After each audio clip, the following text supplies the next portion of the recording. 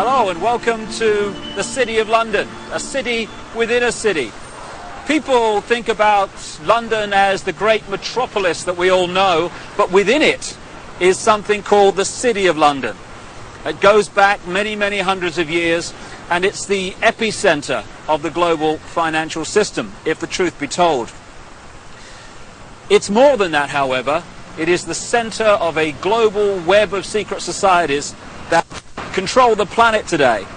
And they come from a series of interbreeding bloodlines which you can trace back to the ancient Middle and Near East thousands and thousands of years ago. And the staggering truth is that these interbreeding bloodlines under different names have increasingly controlled planet Earth from that time to this, never more so than today. In the next few hours on this video, you're going to be introduced, if you've not already read the book, my book, The Biggest Secret, to some staggering, stunning, and I'm the first to say, bizarre information. The basis of the video is an interview with a lady called Arizona Wilder, who was brought up and mind-controlled from almost the time that she was born to eventually, as she did, conduct satanic rituals at the highest level of the satanic ritual network, involving some of the most famous people on the planet. But we'll get into that as we go along. It is bizarre, and that's not even the most bizarre aspect of this story, which I'll come to as we progress.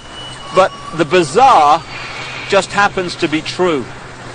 And this video is designed to be a companion to my book, The Biggest Secret, and you'd get more out of the interview with Arizona if you've read that book. But what I'm going to do to start with is just set up a few basic background details that can allow you, if you've not read the book, to follow the story and the revelations that Arizona is going to unfold for us. As I say, this is not just a City of London financial district. It is the center of a global web. It is the spider in the center of the web, as I expose in great detail in The Biggest Secret and a previous book, And the Truth Shall Set You Free. And what the basis of that shows is that all these apparently different companies, banks, insurance companies, political parties, actually at the top of their pyramids interlock and are controlled by the same few people. About 13 families run the world, and offshoots of these bloodlines under different names. Just give you an example and a little guided tour of where we actually are, because that's a good example of what I'm talking about. Behind me is the Bank of England. This was created in a charter signed by William of Orange, who became William III, the King of England, in 1688, 1689, and he was one of these bloodlines. And from the moment that he took the throne, then the whole thing started to really epicenter in London. This is when the spider at the center of the web really moved in here.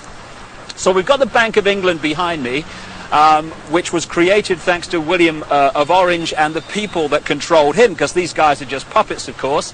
Over there we've got the NatWest building. It's one of the big clearing banks in England.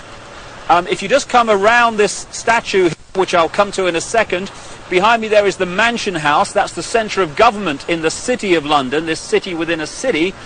And at the top you'll see the red cross on the white background, the flag. It's the flag of England, and that symbol goes back right into the ancient world. It was the ancient sun symbol of the Phoenicians back in the ancient Middle and Near East, and the Phoenicians had a number of deities.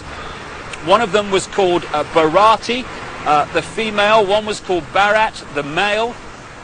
Barati and Barat became Britannia and Britain because the British culture was brought here by the Phoenicians about 3000 BC and after. And also they had deities, the Phoenicians, called St. George of Cappadocia, who killed the dragon. That became St. George of England, and that's, of course, the flag of St. George, the red cross on the white background today.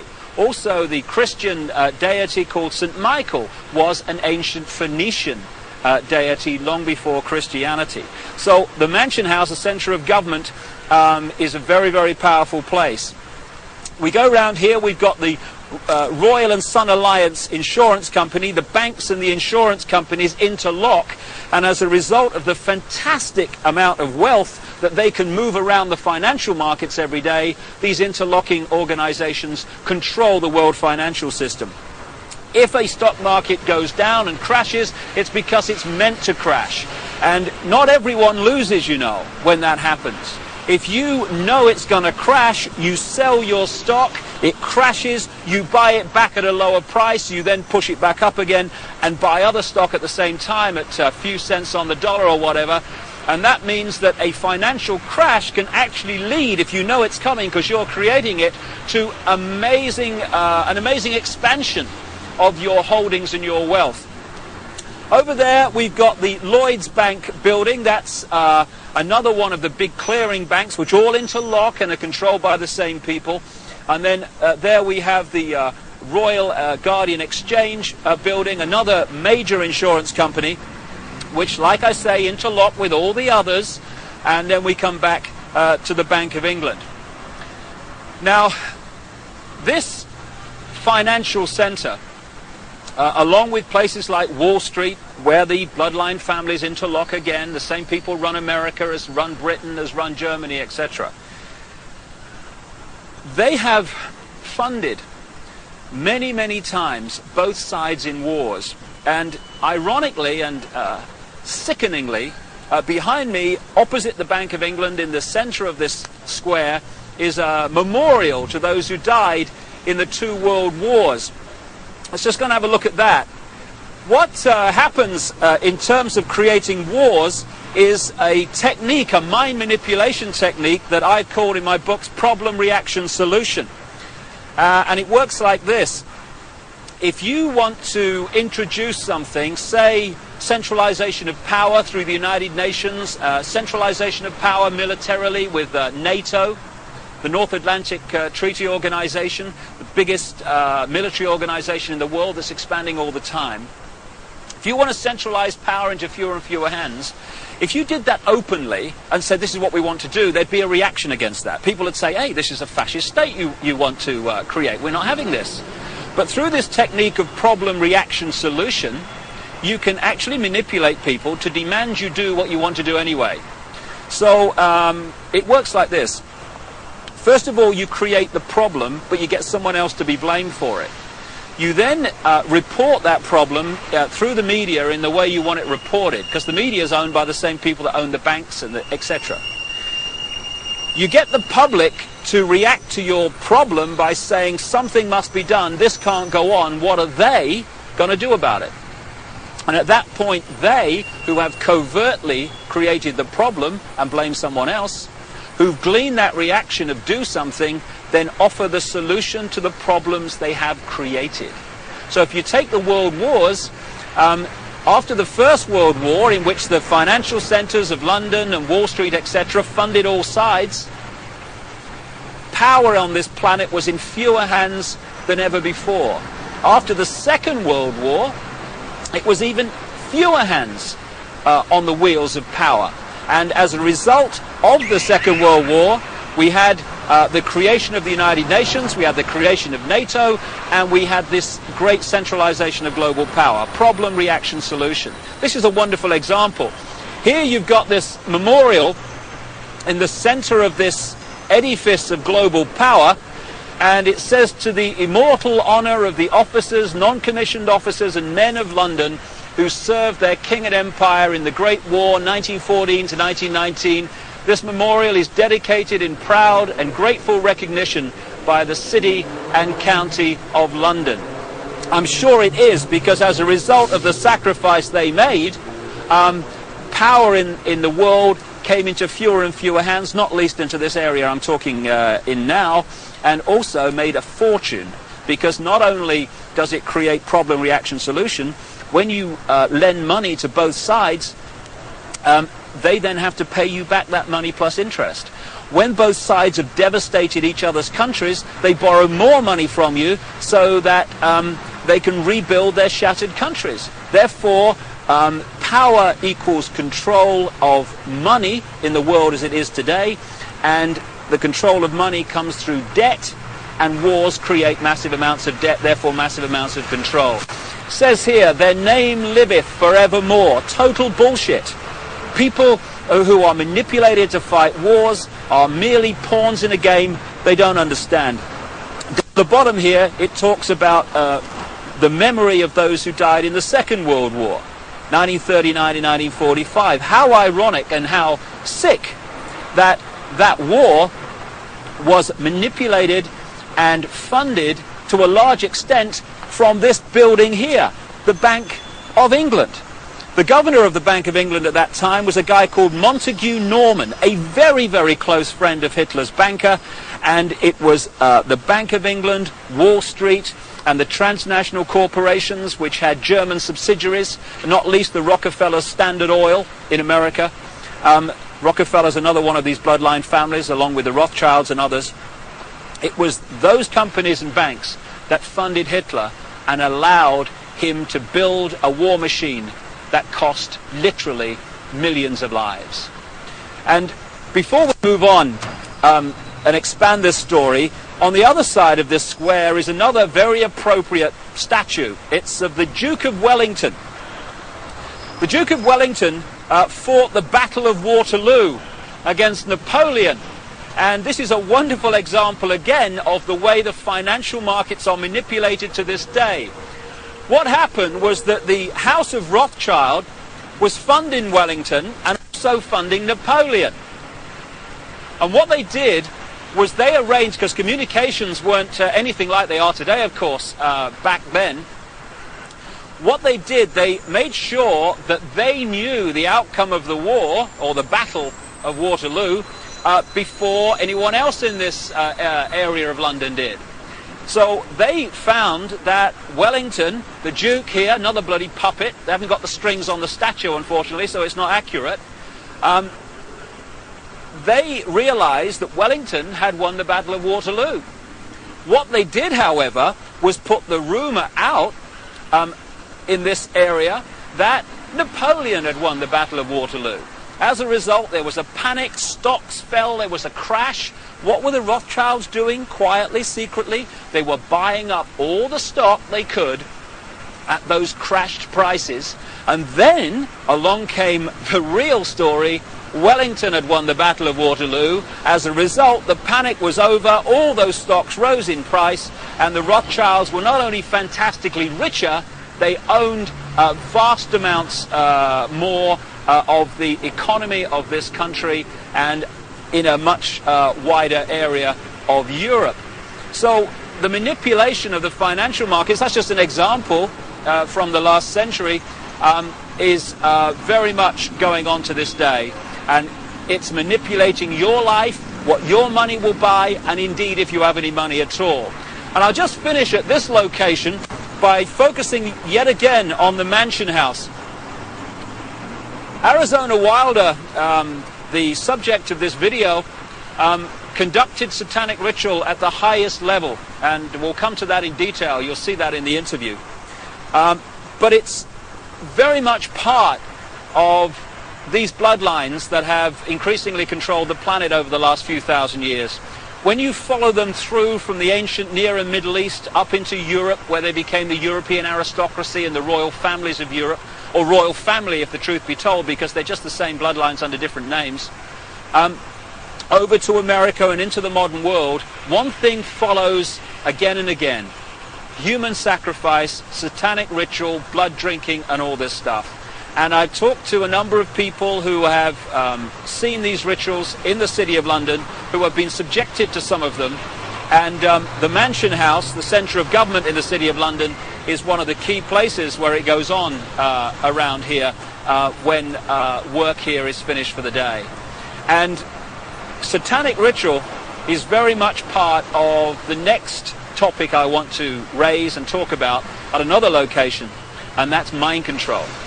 A few can only control billions and the direction of their lives if they manipulate the way we think and manipulate the way we feel. Only by doing that can they control us, because there's not enough to do it physically. And so mind control is the foundation of how it's done, and we'll talk about that at the center of global mind control, at the center of the network that generates it, and that's the Tavistock Institute, not far from here, yet again in London. Well, we're now just a short drive from the City of London, next to this very appropriate poster, Very Bad Things, and I'm on my way to the Tavistock Institute. It is the center of global mind control, and the network that does the research and creates the data and advances the techniques to mind control people in many ways. When you think about mind control, you might think of the Manchurian candidate and some robot with a gun. Kill, kill, kill, kill. But mind control is much bigger than that. If you take the definition of mind control to be manipulating the way people think and therefore behave, then the question is not how many people are mind controlled in the world, it's how few are not. Because every time you read a news story which is slanted to get you to see the world, a person or an event in a certain way, and you accept that slant and take it as truth, you're being mind controlled. Every time you see an advertisement and it persuades you to buy something you don't really need, you're being mind controlled. So all these different techniques are used all the time to get us to think and behave the way this few, this clique, this elite want us to. Problem, reaction, solution, getting us to react to events and demanding solutions, the solutions the elite want us to demand, that's also mind control. So mind control is a vast, vast subject. And you know, in the streets of the cities of the world, or the towns of the world, you get these people with the clipboards that are asking you questions called opinion polls. Well, we're led to believe that these opinion polls are to get a feel for what people want so that we can give the people what they want. No, no. Overwhelmingly, those opinion polls are designed to find out if the programming, the manipulation of the public opinion, of the collective consciousness, is actually working. So they'll ask your opinion on various subjects, and if 80% say, yeah, we think in this certain way about this subject, okay, the programs work, brilliant.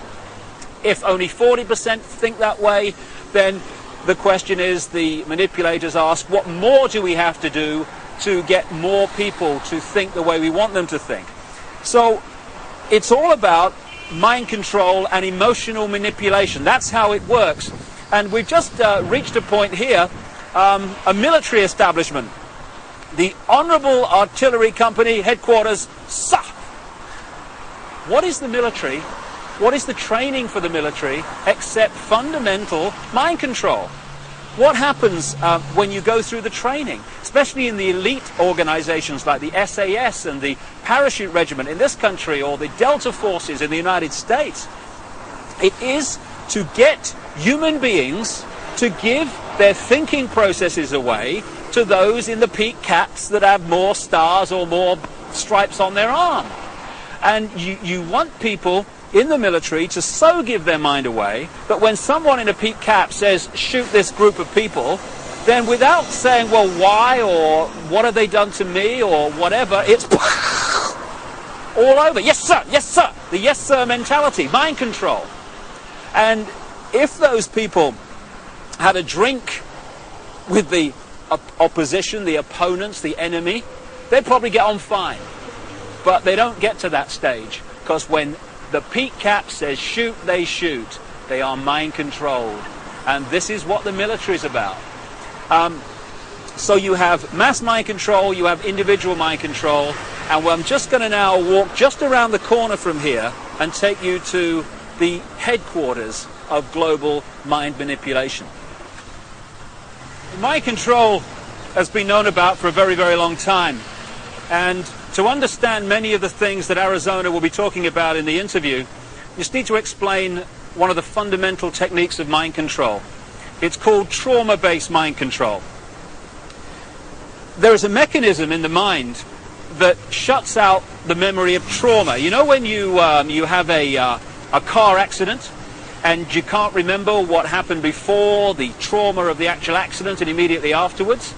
That's because the mind puts an amnesic barrier around trauma. Now that's very, very good, because obviously we don't want to keep reliving and re-remembering severe trauma like accidents and horrors of that kind.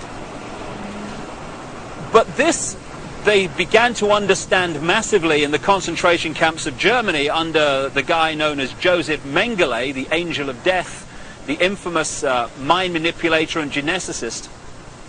They began to understand that if you could systematically traumatize someone, particularly before the age of 5 and 6, then you could turn their mind into a honeycomb of self-contained compartments, amnesic barriers, which were unaware of the existence of the others.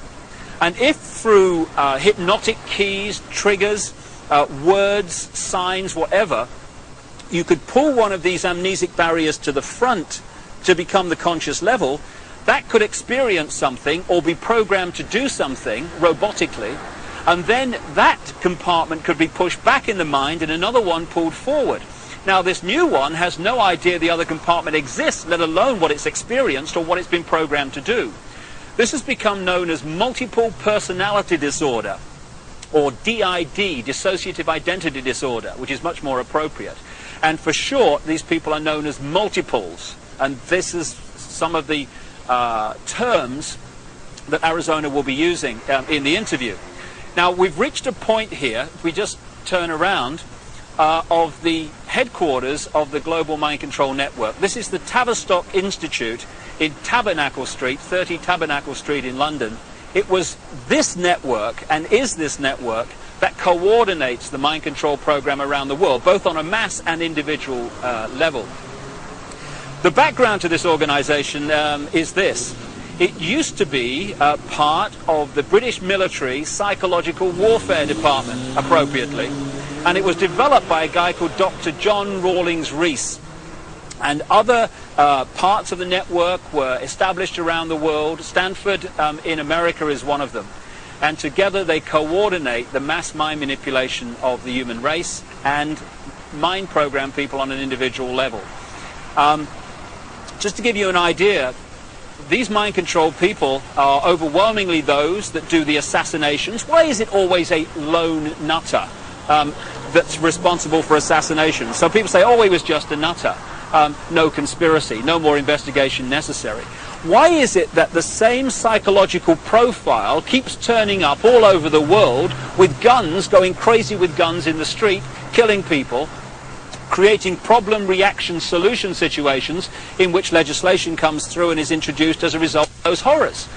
Interestingly, Martin Bryant, the man who went crazy with a gun in Port Arthur, Tasmania, just happened to be treated by a guy called Dr. Eric Cunningham Dax.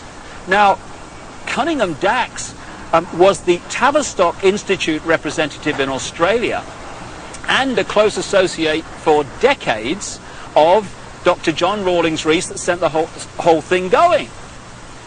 So when someone goes crazy with a gun or these horrific things happen, we need to ask the question, are they doing it from their own mind, or are they programmed to do it because of the effect of what they do?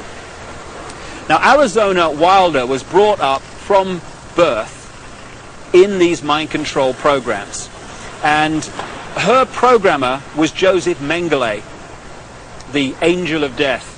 And when he eventually died in the late 80s, because the subject of the programming becomes so attached to the programmer, almost worshipping the programmer, when the programmer dies, often the programming starts to break down. It did with this lady, and that's why now she's speaking out and talking in staggering detail about what she experienced and the people that she was involved with. People might find it hard to believe that Joseph Mengele was in the United States and South America after the war, but there was a British intelligence, American intelligence operation called Project Paperclip, which got people like Mengele and other leading Nazis out of Germany at the end of the war to continue their mind programming and to continue their genetic research and manipulation in America after the war, in the United Kingdom also. So this is some important background to this Arizona Wilder interview, but it's not even the biggest secret. The biggest secret is even more bizarre than that. Well, I've now come literally a few strides outside of the official boundaries of the City of London into an area known as Temple Bar, where the Royal Courts of Justice are established, and this is the centre of the British legal profession. Not just the British legal profession, but the legal profession of the world, as the biggest secret exposes. This is where they come to the bar, as it's said, to become barristers, the top of the legal profession, and eventually to become the judges that are part of the network, of the secret society network, overwhelmingly, who are told what to do. And when you've got judges being told what to do by the secret society network, what justice is there? Temple Bar is named after the Knights Templar, one of the secret societies in the ancient world that I talk about in my books, and they were part of this network, and their successors are continuing that manipulation and agenda to this day. Now, I'm standing across the road from the Royal Courts of Justice here, outside something called the Outer Temple. This is one of the major secret societies that manipulate and control the legal profession and the workings of so-called justice in Britain, and indeed, like I say, further afield. But the reason I've come here overwhelmingly is to point out something in the centre of the road here at the boundary between Temple Bar and the City of London. And it's a massive reptile figure, dragon figure, in the centre of the road. Now, we're getting into what the biggest secret is here, because when you go around London, and indeed looking at the coats of arms of the aristocratic families, etc., again and again you keep seeing reptiles, you keep seeing dragons, and you've got the serpent race and the dragon race constantly recurring in the ancient texts describing the gods of the ancient world. And there is a reason for this. There is a reason why dragons appear everywhere, and that is the biggest secret, which Arizona Wilder also has experienced. Right at the start of our little tour of London, in that square outside the Bank of England, it's also possible to see again this same theme that keeps reoccurring of flying dragons, of flying serpents. We've seen one major serpent figure, serpent statue, at one entrance to the City of London near the Law Courts, and here I am now alongside the River Thames at another entrance to the City of London, this epicenter of global control. And what do we have to signpost the fact that you're entering the City of London? Yet another flying dragon, this one holding the shield with the red cross and the white background, this ancient symbol that I talked about, with the flag on top of the Mansion House and the flag of England, the flag of St. George. So what's going on? Why, when you look at the ancient accounts of the ancient gods, do you again and again see this reoccurring theme of the serpent race, the serpent gods, the flying serpents? Why, in my research for the biggest secret, have I come across a stream of people from different walks of life all over the world who have told me the same thing, that they have seen, to their astonishment and amazement, they've seen key people in positions of power just demanifest from being a human physical form and become before their eyes a reptilian figure. When you look at the ancient gods of the Indus Valley, they talk about the Nagas, the gods who, wait for it, had the ability to manifest as human or manifest as reptiles. This is absolutely vital to understanding parts of the Arizona interview, because she has experienced exactly this. And the background to what's happening is quite simple. This three-dimensional world that we appear to live in is only one frequency, one dimension of existence. We have a frequency range which we can perceive. We call them the physical senses. But outside of that range are other frequencies, other dimensions of existence and life that are sharing the same space that we are. In the space that my body is occupying now, for instance, are all the radio and television frequencies broadcasting to London. I can't see them, they can't see each other, they're not aware of each other because they're on different frequencies. Only when the frequencies become very close do we have what we call interference on the television or interference on the radio. And it's the same with creation. We live in conscious terms in this three-dimensional world. So this is our reality, this is what we perceive. But there are other dimensions. And the one closest to this is the fourth dimension. And staggering as it may seem, and you really have to read The Biggest Secret to see the immense supporting evidence for this, a reptilian race from this fourth dimension is the source, or one of the key sources, of the manipulation of this world. Back in the ancient world, again documented endlessly in so many parts of the world, in ancient texts and legends and accounts, are the stories of how this extraterrestrial race interbred with humanity, creating hybrid bloodlines. And when you do the genealogical research, you find that it is these human-reptile hybrid bloodlines that actually have occupied the major positions of power through the history of the last few thousand years, and today are in the key positions of power, running the banking system, the business system, the politics, the military, etc. And Arizona Wilder, who had no idea of all this other information coming towards me in researching The Biggest Secret, when I met her, she said and told me about how at various satanic rituals involving the most famous people in the world, she had seen them again and again turn into reptile figures and then come back again during the ritual.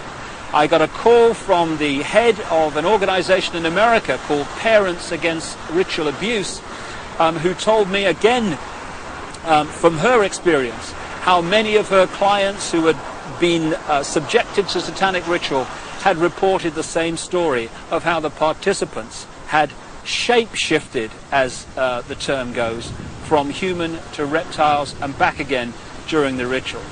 And one of the key areas, one of the key families identified by Arizona Wilder in her accounts is one not too far from here, and it's very famous indeed.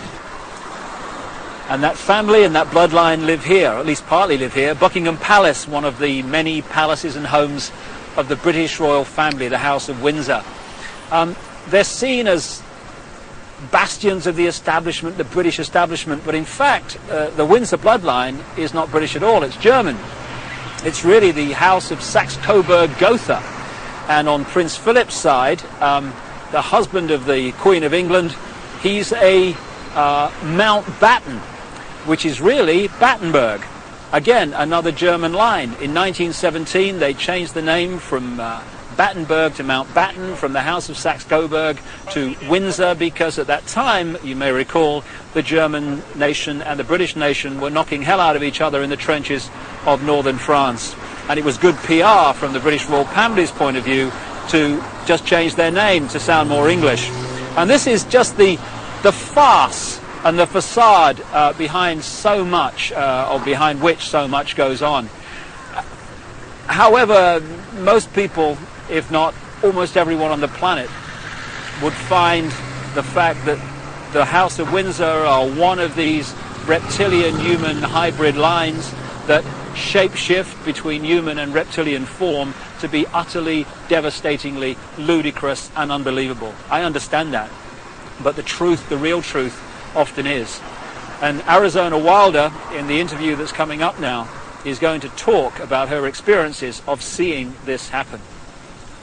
Well, I think that's all you need to know and appreciate to understand the kind of information that Arizona Wilder is going to reveal to us now, except one thing. Across the millennium years is crunch time in this whole agenda, crunch time for the human race. This is the time when this network of interbreeding bloodlines wants to bring in its global fascist structure of a world government to which nation states would be administrative units, of a world central bank and a world currency, a currency that wouldn't be cash, it would be merely electronic, for which there are fundamental implications for human freedom. and also the World Army, which is designed to be NATO, expanding and expanding as it is now, of course, to become the fully fledged World Army, World Police Force. And underpinning that little lot is designed to be a microchip population, in which we are microchipped with our financial details, our medical details, etc., etc. And that would allow not only electronic tagging, people knowing where we are all the time, it would allow the external manipulation through this electronic means of our mental and emotional processes. This will happen unless the human race wakes up and wakes up fast. And to do that, we need to understand what's really going on. And to let people know that, we've got to stop beating about the bush, stop pulling punches, stop pussyfooting around, keeping information from people, oh my goodness, how will they react, and just say, this is going on, take it or leave it, make of it what you will, but this is what's going on. And some of the information you're going to hear now is quite horrific, but if we don't know about it, what can we do to stop it and to change it? I spoke to Arizona Wilder in Los Angeles, and this is what she had to say. Well, Arizona, can we start at the beginning, and can you tell us the story of what's happened in your life from the very start? Okay, what I can tell you is that before I started looking into my life, back in 1989, I was starting to have flashes of things, and my life was not what it seemed to be, which is why I started looking into it.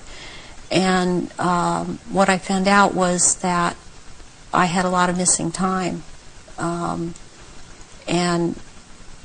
a whole lot of missing time, as to what had occurred in my life. And when I started looking into what had happened in my life, it was the only way that at the time that I knew, was to start going to see a therapist. Within a year, I was talking about memories of being sexually abused by my father, which was part of what was supposed to happen. And I was starting to talk about mind control issues, and I was talking about ritual abuse issues at the time, and I didn't have the whole thing put together. It's taken me years, all these years, it's taken approximately almost 10 years to put this together, what has happened to me. And in the process, I have lost everything that I ever had in my life, and anything I held dear in my life. I was bred for this role that I fulfill, and it was planned from before my birth, and it was because of the bloodline of my mother's family, which comes down through Ireland, but before that it began in France. It was through the Marquis de Stac, which he came to Ireland and changed the name to Stack, and then I was chosen, and the birth was planned. My parents were forced to move down to this area for the reason that the High Council is down here, which is, there are 6 councils of 13 in this country, and the High Council is down here. We're talking the United States? The United States, yes.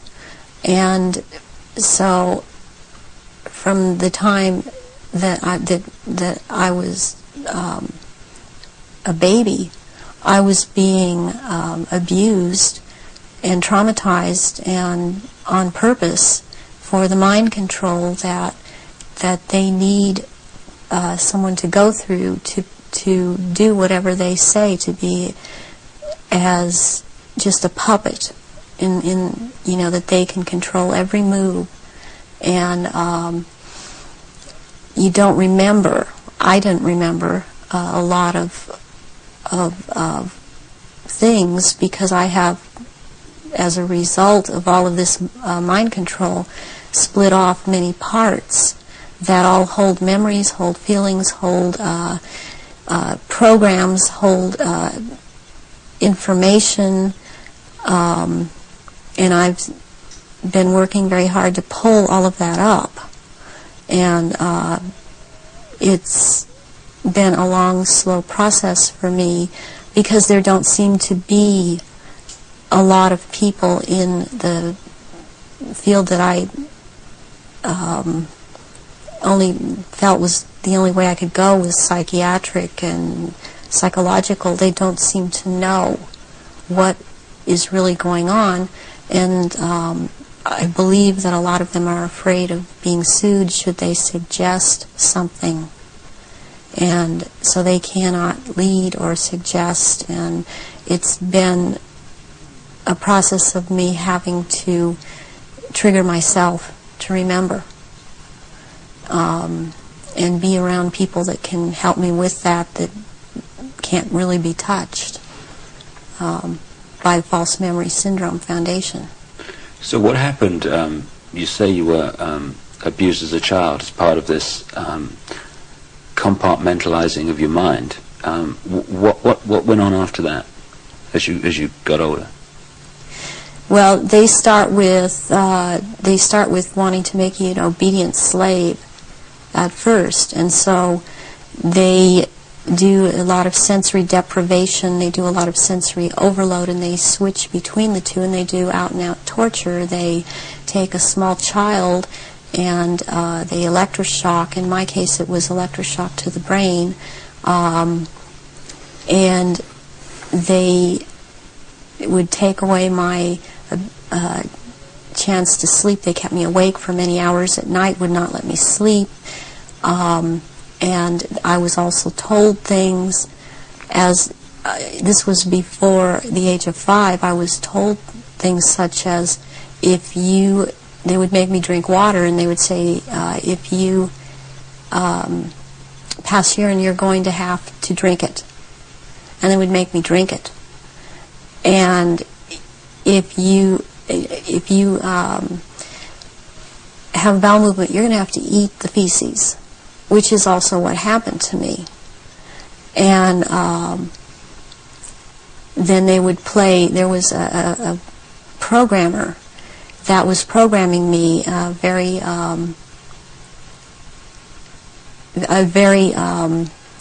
infamous person in history, who actually has been in this country, and he was known as Dr. Green. Who he actually was Dr. Mengele, Joseph Mengele, from the concentration camps in Germany, and he stayed a lot at China Lake Naval Weapons Station out here in Southern California, in the desert area. And I would be around this man a lot, and he used to tell me that the scar that he had on the left cheek of his face was actually from, he was into fencing, and that it was from that, but actually the scar on his cheek was from one of his own programming techniques, that he would put a child in a box and with a sword and tell the child to defend the box, even if it meant his own death. Then he'd tell another child to break into the box, and which this child would do, and then the other child would then jump out of the box and shove the sword or the lance straight through the other child. And at one point he got into it where this child actually got him in the face with the sword.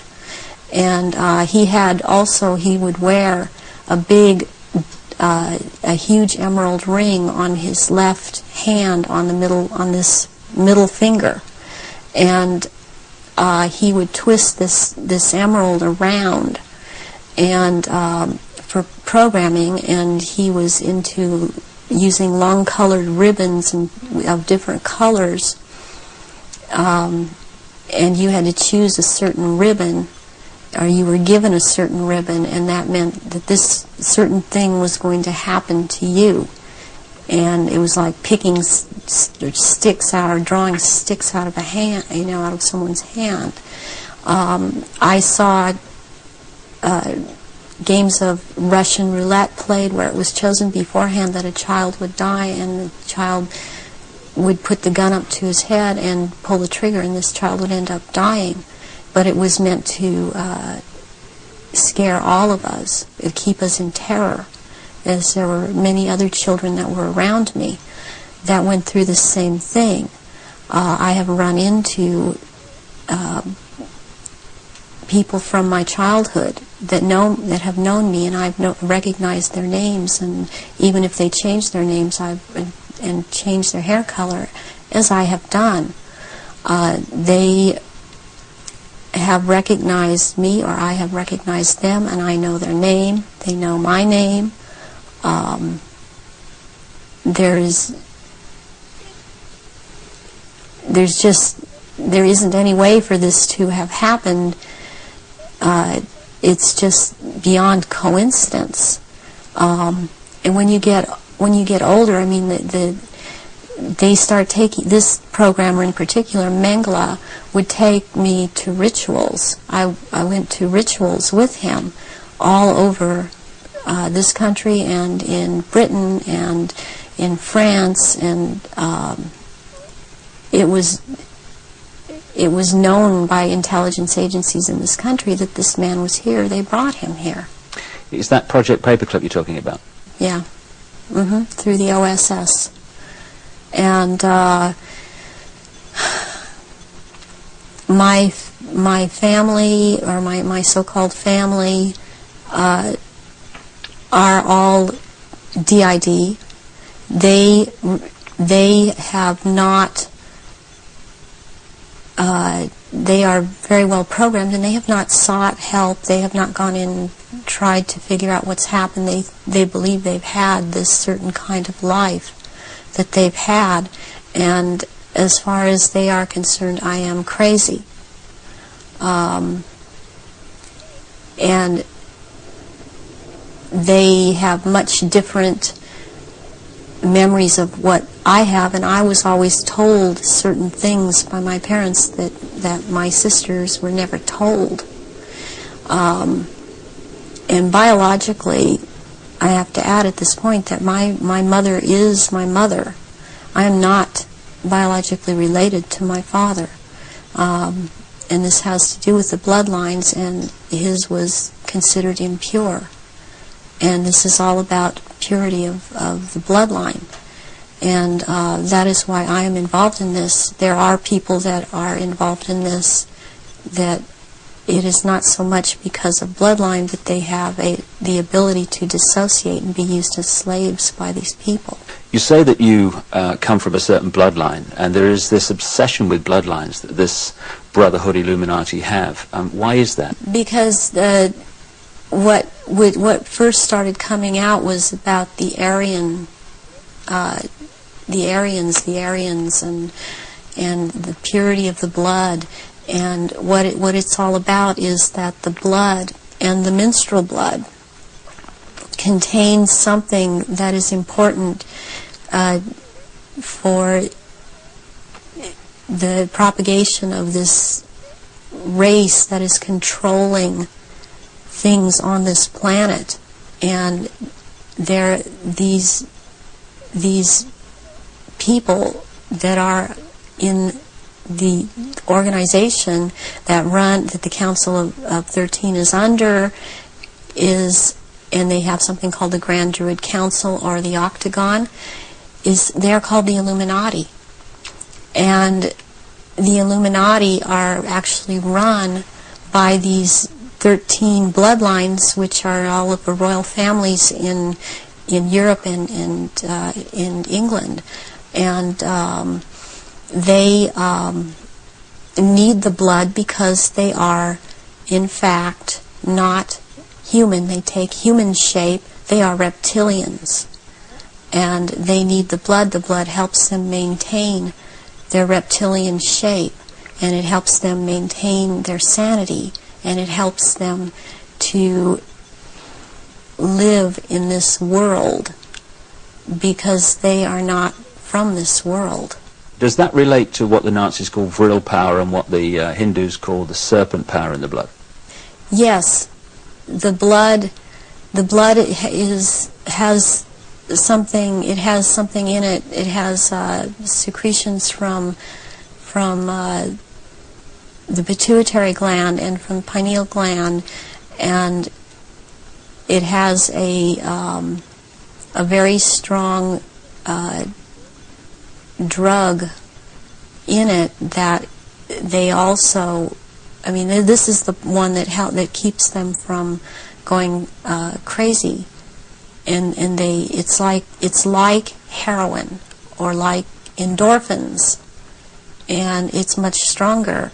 But what they need is, for it to be secreted in the blood, is they need terrorization of their victims before they are killed for their blood, or if a young woman is beginning to menstruate, they need the menstrual blood, and they have to terrorize them to get this to come out in the blood and be secreted in the blood.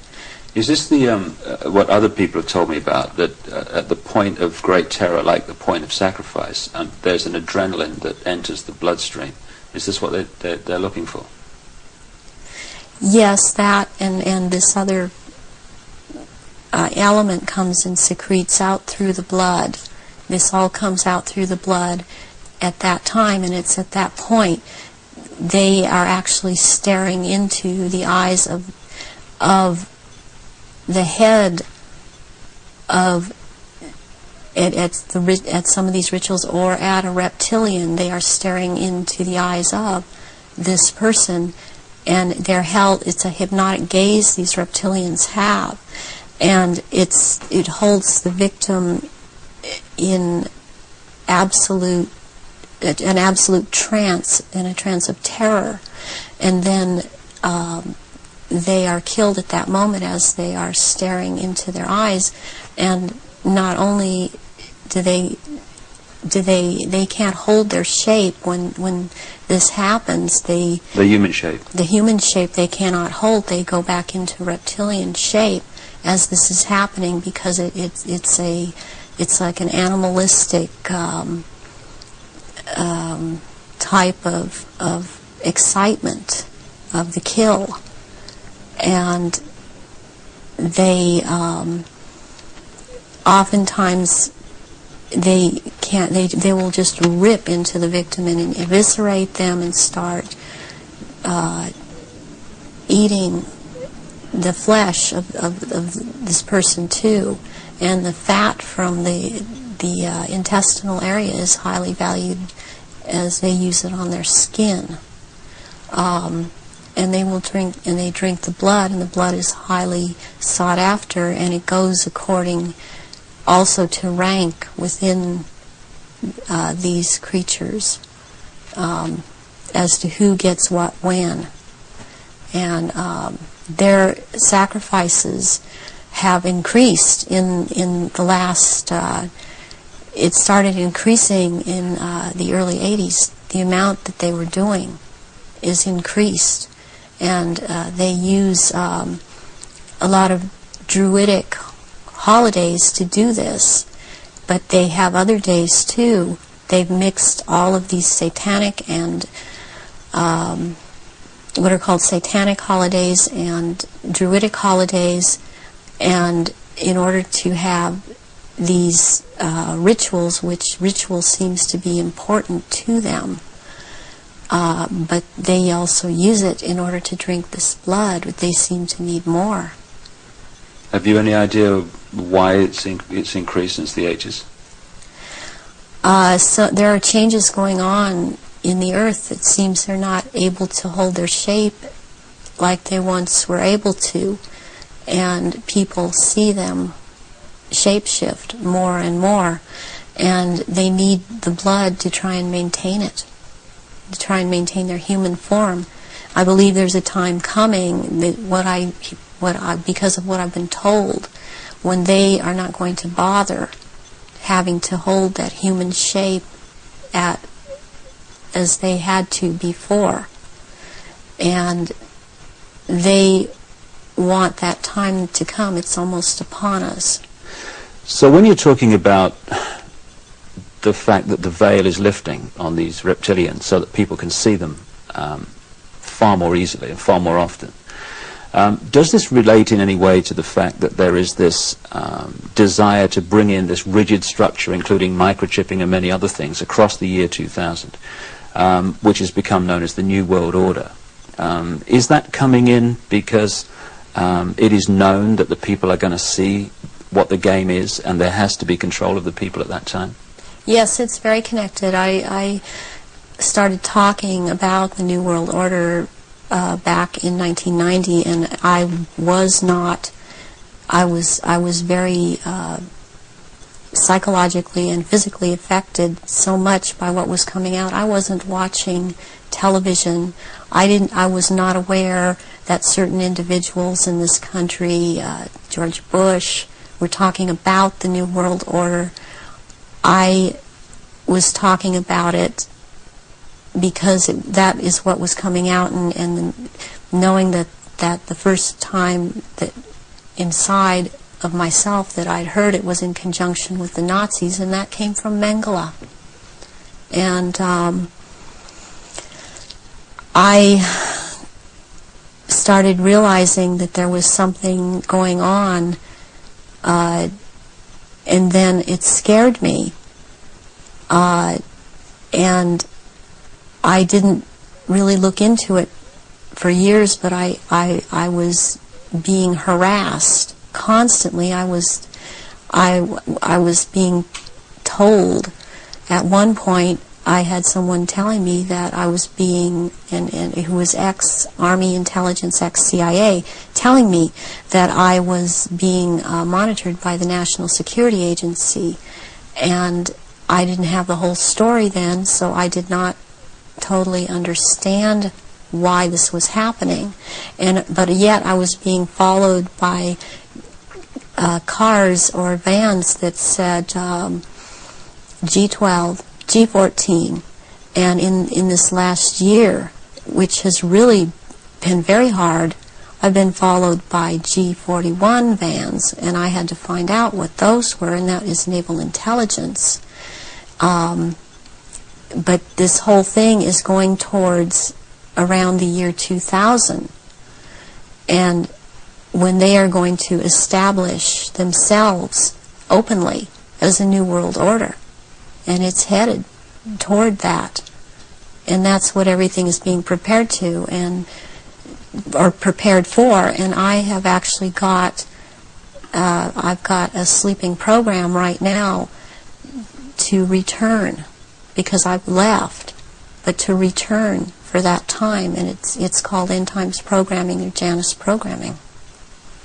And Janus relates back to Nimrod of Babylon.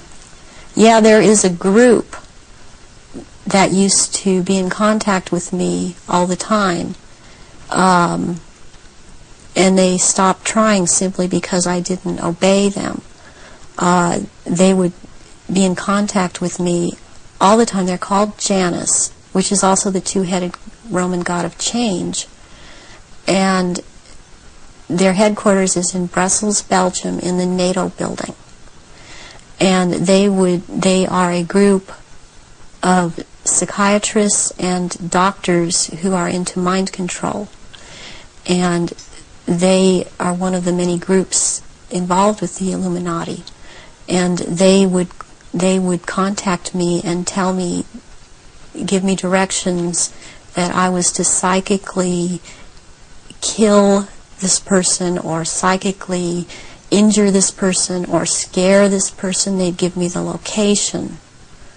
And I started questioning this, and I had a contact who since has seemed to have disappeared because she couldn't get the funding, and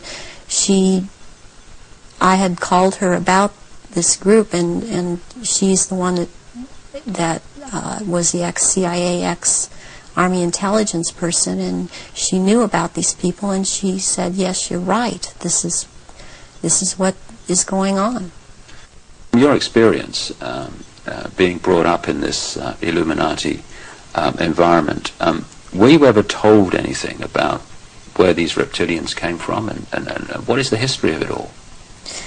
I was made to learn through Mothers of Darkness, which is a certain aspect of the organization, because that was an early part of my training, the history of what was the Illuminati on this planet. And what I learned was that the Aryans originally were from Mars, and the reptilians came to that planet they came from another place. They came to that planet.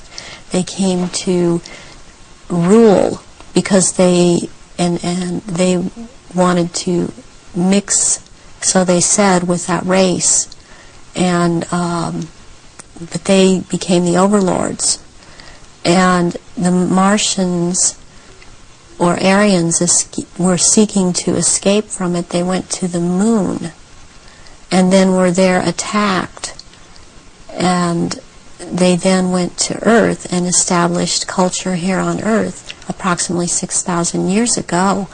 And at that point in time, they were doing well, and they were mixing with the indigenous population of this Earth. They were getting along with. And then about 4,000 years ago, the reptilians arrived here and again began to take over, and they instilled themselves in different places underground in the Earth, and also this one part of them, the ruling part, took over and became involved in the politics and in the religion, and started controlling through these means at that point in time, and using the gods and deities that were believed in on this planet, started infiltrating into that and becoming that, and things started, blood rituals started happening, and since that time, that is the way that it has been. And presently, they claim to come from a Merovingian bloodline. They are all of there are 13 bloodlines in Europe that all of what are called royalty are developed from or come from, and they include the Aryans in this. And there's been a big push in this century. For example, when Nazis came into power, the fascists, talking about the purity of being pure and staying, the Aryan bloodline staying pure, and what it actually is all about is keeping the blue-eyed, blonde or light red-haired people, the bloodline's pure, because it is more powerful. And what is in that blood for these reptilians is more powerful, and they need that. And when you start mixing it with people that were indigenous to this earth, then it is not as powerful. It has nothing to do with someone, skin color or nationality. It has to do with keeping the bloodline pure for their use. So blonde-haired, blue-eyed people are the purest from the reptilians' point of view, and that they want to keep that bloodline pure because of how they need to use it. Yes. When I realized that it had to do with blonde hair and blue eyes, I could not do anything about my eyes, and I am not able to wear contacts, or I would have brown eyes. But one thing I did do was cut my hair off, because that was part of the rank I was. My hair was down to my knees, and I colored my hair darker. And there were times after I did cut it off, they had gotten to me, and so the hair would be light red, but that is being in compliance with them. And I did not want to be in compliance to them.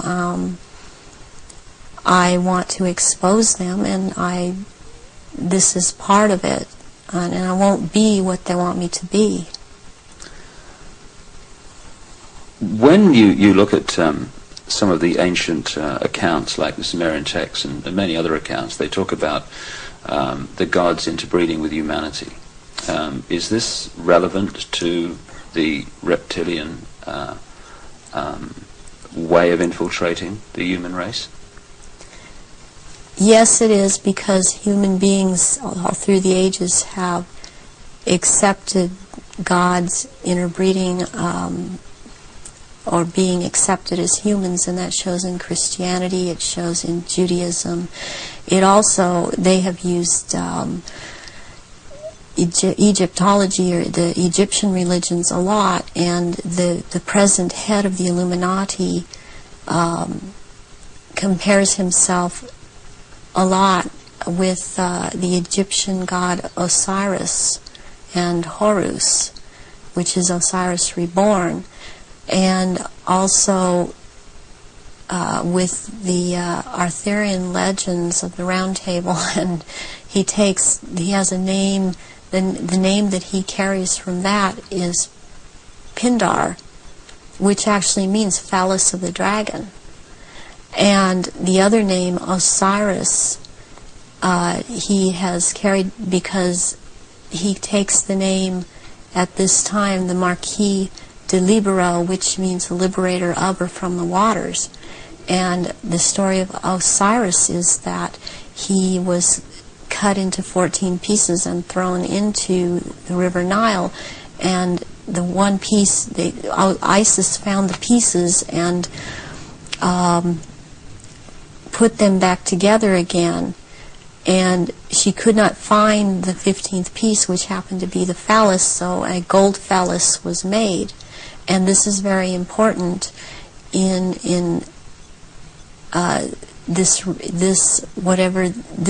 in the Illuminati. This is important, and it's important to think that about the head of the Illuminati, because what comes from a golden phallus would be a superior seed for a race, and this is how this is what they are doing with all of these bloodlines to keep the bloodlines going, are impregnating Aryan people of Aryan blood that hold high stations with them, impregnating them with this seed of Pindar. And therefore it's important to keep this history in mind and the names in mind that he is going by at this time. So would it be correct to say that the reptilians came to this planet because the Aryan Martians came to this planet, and had the Aryan Martians gone somewhere else, they'd have followed them there? They would have pursued them all over the universe, yes. Can we now go into some specifics about your own experiences? What were you brought up to do? You say that you were identified as a bloodline before you were born. What was the role that you were brought through to play? The role that I was brought through to play was, as in the Illuminati, was as a goddess. Specifically, the address is Mother Goddess, Starfire. And the Starfire goes back to the blood in the menstrual blood, what is contained in that. And the address, the way that I was addressed, was Mother Goddess. There are only 3 Mother Goddesses.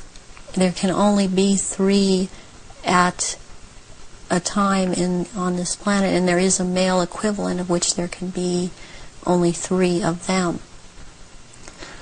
Why mind control someone to conduct these rituals, like yourself? Why don't these reptilians just conduct their own rituals?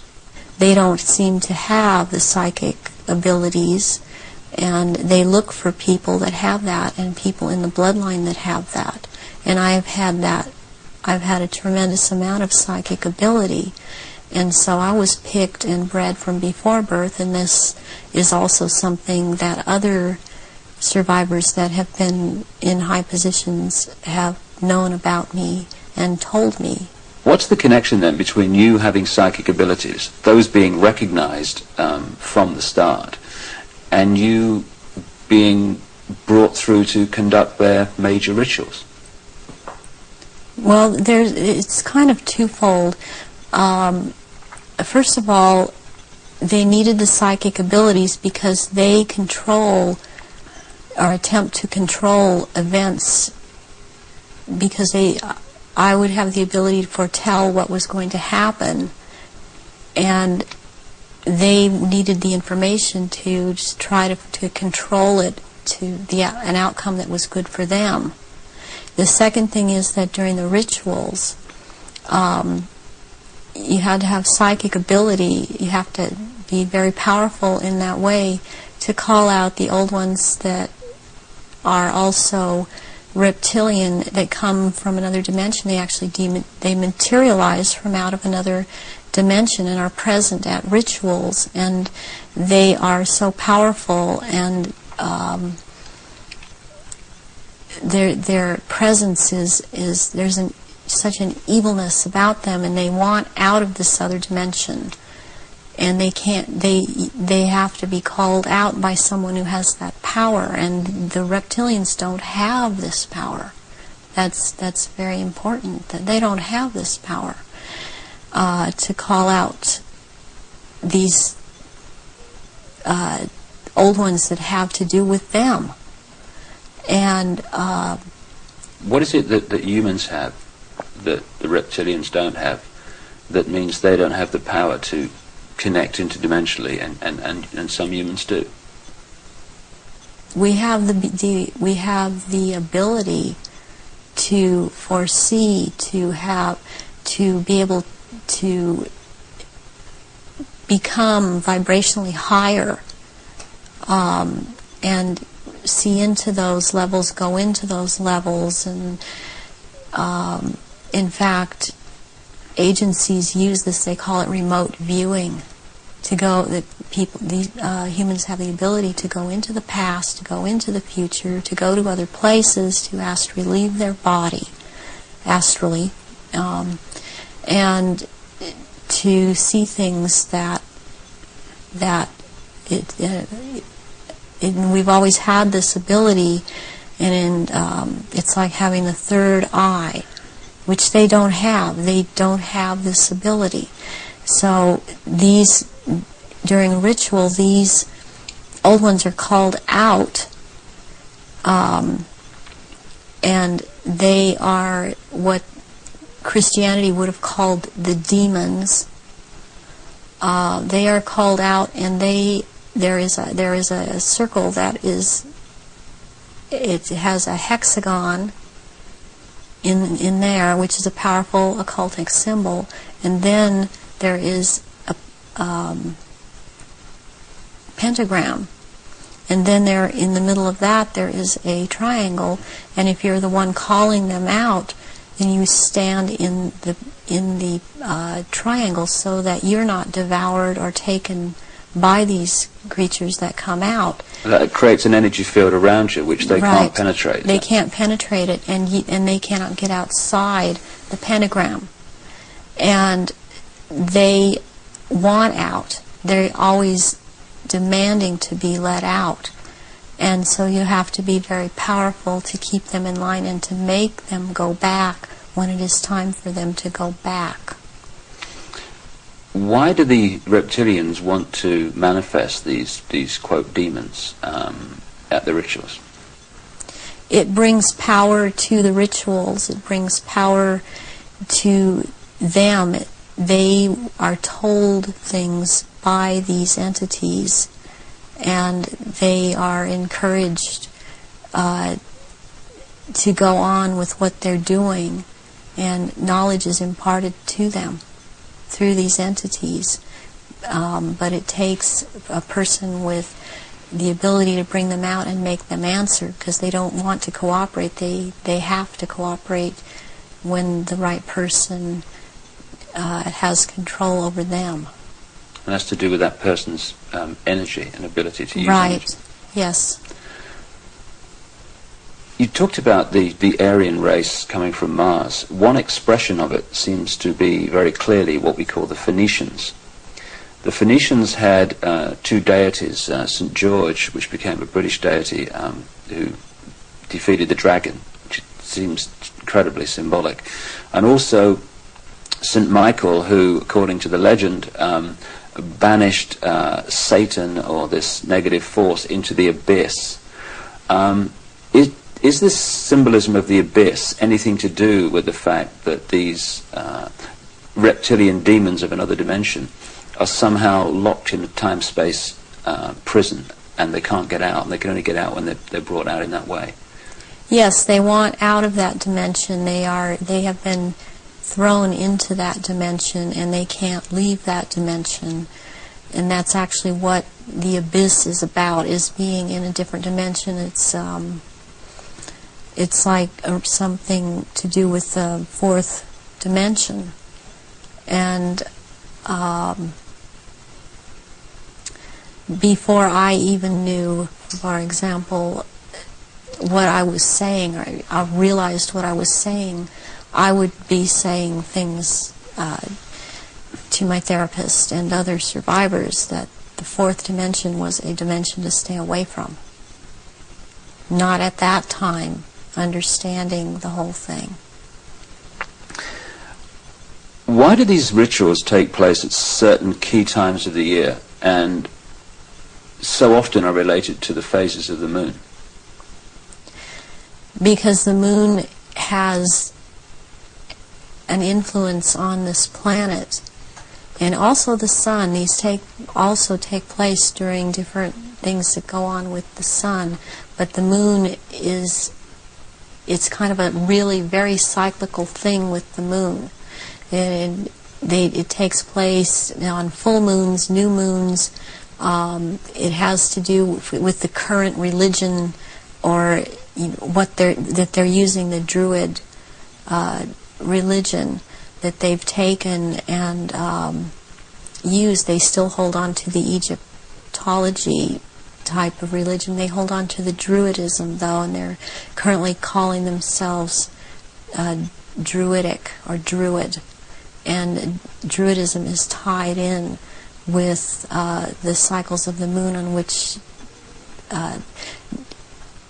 it has to do with planting, sowing, and harvesting, and there are so many days that they can use from this to their own purpose and their own end, that they bring it about. There's a lot of ritualization with Druidism, and they love ritualization. So take us through one of these rituals that you conducted at the highest level of this global brotherhood. What would happen? There were people that were bred from birth. They were bred to be ritual sacrifices. I have a problem with what they is said a lot today, especially by the False Memory Syndrome Foundation, that how could all of these people disappear, or how could all these babies be born? I worked with a nurse midwife. We did home births, and it's very easy not to register a child when it's born. And then they have these children that they're kidnapping and bringing in from other countries, and no one misses them because these are third world countries. And children they have the most energy, the purest energy, they're the highest form of sacrifice. And they will terrorize these children and mind control these children. And in rituals, by the time they're brought into rituals, they may be drugged, or they may not be drugged, or they may be in an altered state because of the mind control. and they are used as actual blood sacrifices during these rituals because of, again, reptilians needing their blood. And they will take various organs from the sacrifices depending on what date the ritual may, what the ritual may be associated with on that date. But they will also slit the throat from the left ear to the right ear, and the blood will be gathered in a goblet, and it will be dispersed among the reptilians, and dispersed among, also after that, among people that have been participating in these rituals and seem to have it, even though they seem to be dissociated, mostly these people seem to be cognizant of what they are doing. Are these rituals rare? I mean, how many are there that, say, go on a year? I mean, are we talking hundreds or thousands? There are things happening every month of the year. There is not a month in this 12-month system that something is not happening. And it's more than one. I mean, it's every full moon.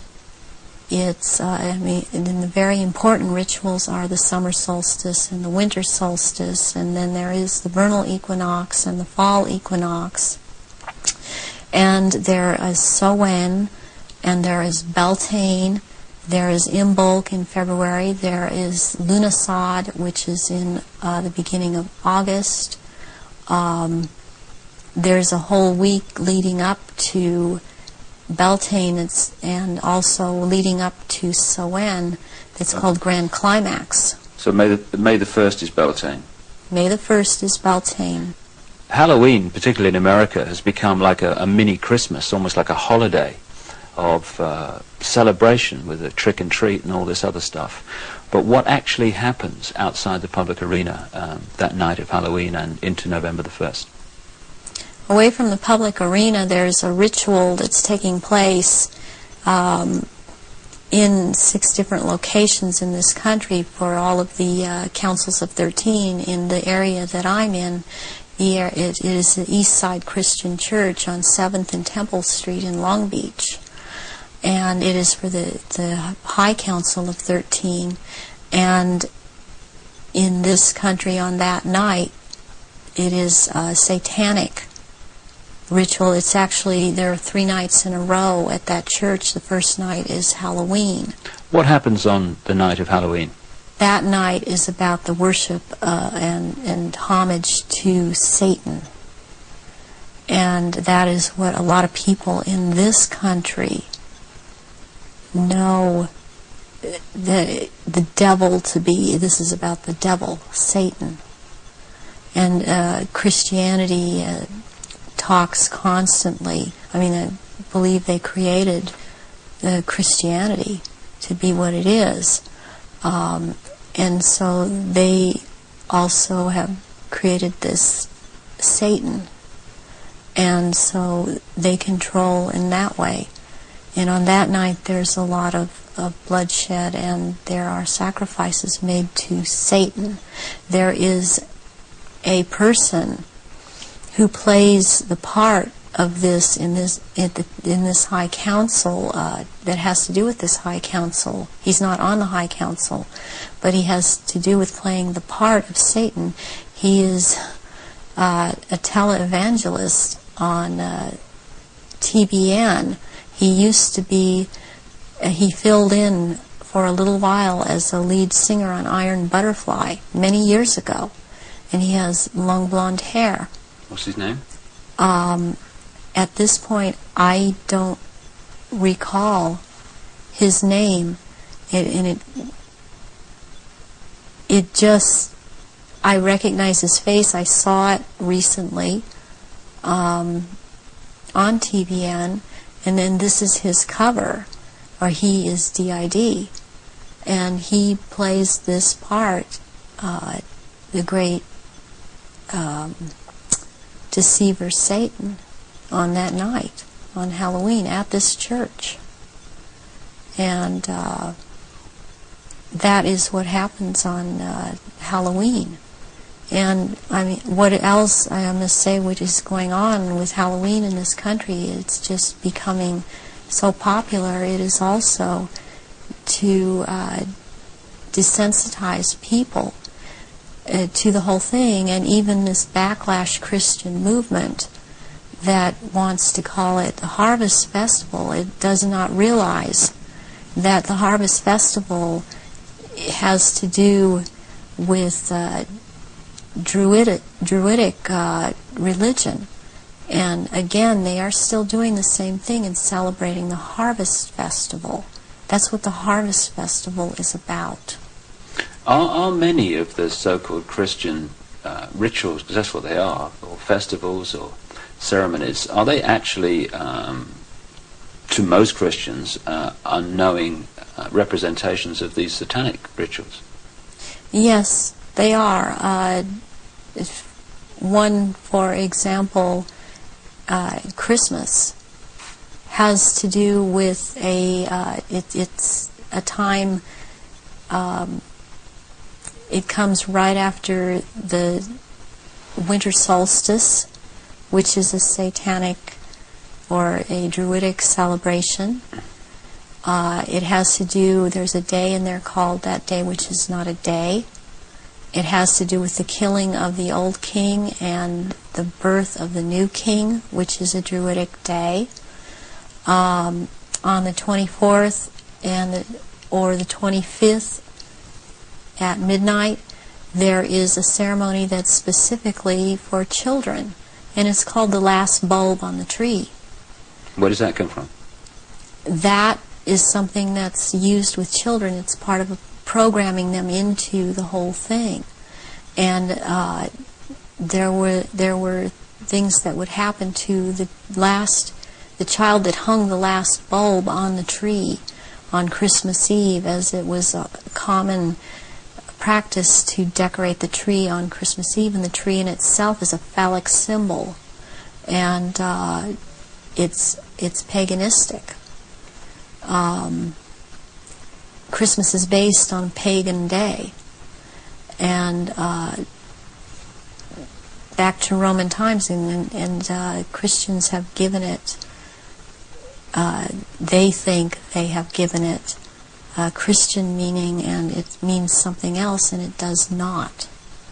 But there is the case that with the last bulb on the tree that has something to do with what happened to this little girl, John Benet. John Benet Ramsey? Yes, John Benet Ramsey. And this occurred on this night because of the day it has to do with. It comes right after the winter solstice, which is a satanic or a Druidic celebration. It has to do, there's a day in there called that day which is not a day. It has to do with the killing of the old king and the birth of the new king, which is a Druidic day. On the 24th or the 25th at midnight, there is a ceremony that's specifically for children, and it's called the last bulb on the tree. Where does that come from? That is something that's used with children. It's part of programming them into the whole thing. And there were things that would happen to the child that hung the last bulb on the tree on Christmas Eve, as it was a common practice to decorate the tree on Christmas Eve, and the tree in itself is a phallic symbol, and it's paganistic. Christmas is based on pagan day, and back to Roman times, and Christians have given it, they think they have given it Christian meaning, and it means something else, and it does not. But there is the case with the last bulb on the tree that has something to do with what happened to this little girl, John Benet. John Benet Ramsey. Yes, John Benet Ramsey. And this occurred on this night because of the day it has to do with, and the ceremony that it has to do with. And there were rituals done on that night to these little children. So that is totally tied into it. I have heard that Jean Benet's name is relevant to the rituals. Do you know anything about that? John Bay. John Bay is a satanic deity, or Satan. John Bay is a name for Satan. And that name is just closely tied in, and it's so close, and I don't understand why it hasn't come out, and that I know of, it hasn't been talked about. But that is why she was killed on the day that she was killed, and her family, as far as I'm concerned, her family is involved in this, and that there's always a price to be involved in it. She was the price. This little girl lost her life. Can we talk about some of the famous names that people around the world would know who, in your experience, have taken part in these rituals that you've conducted? You say you've conducted them in Europe and the United States. Can we start with the United States?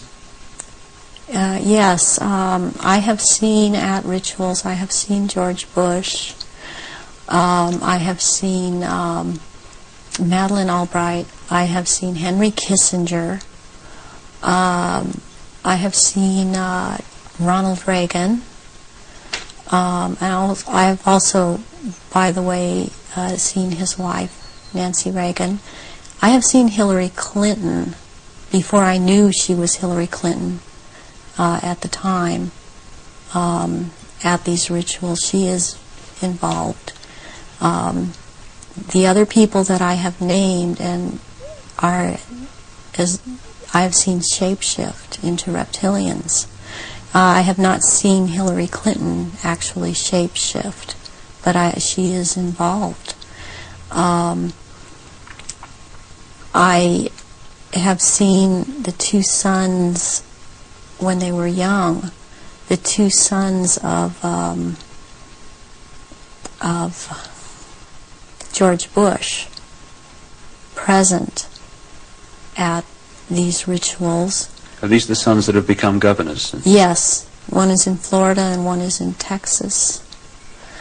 I have seen, did I mention J. Rockefeller? And he shapeshifts. I've seen George Deukmejian and Ronald Reagan again, having been governor in California. There have been people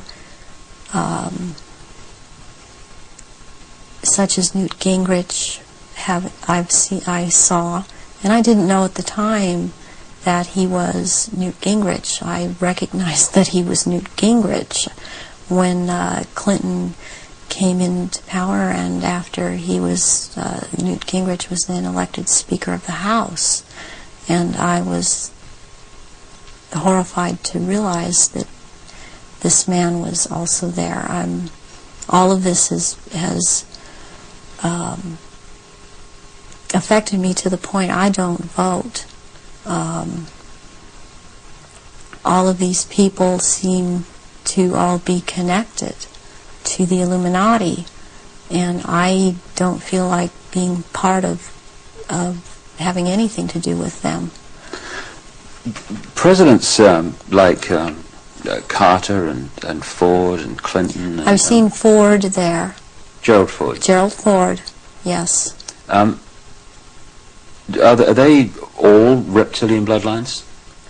I haven't seen Carter shapeshift. You've seen him at rituals, have you? Yes. Gerald Ford, I have seen shapeshift. And Johnson, also. Lyndon Johnson. Lyndon Johnson. Also, Dr. Joseph Mengele, who took me around to these rituals a lot of the time, was also a shapeshifter. And there were also people that there are people in the European countries that I've seen shapeshift and be involved. And this it doesn't surprise me any more than it does the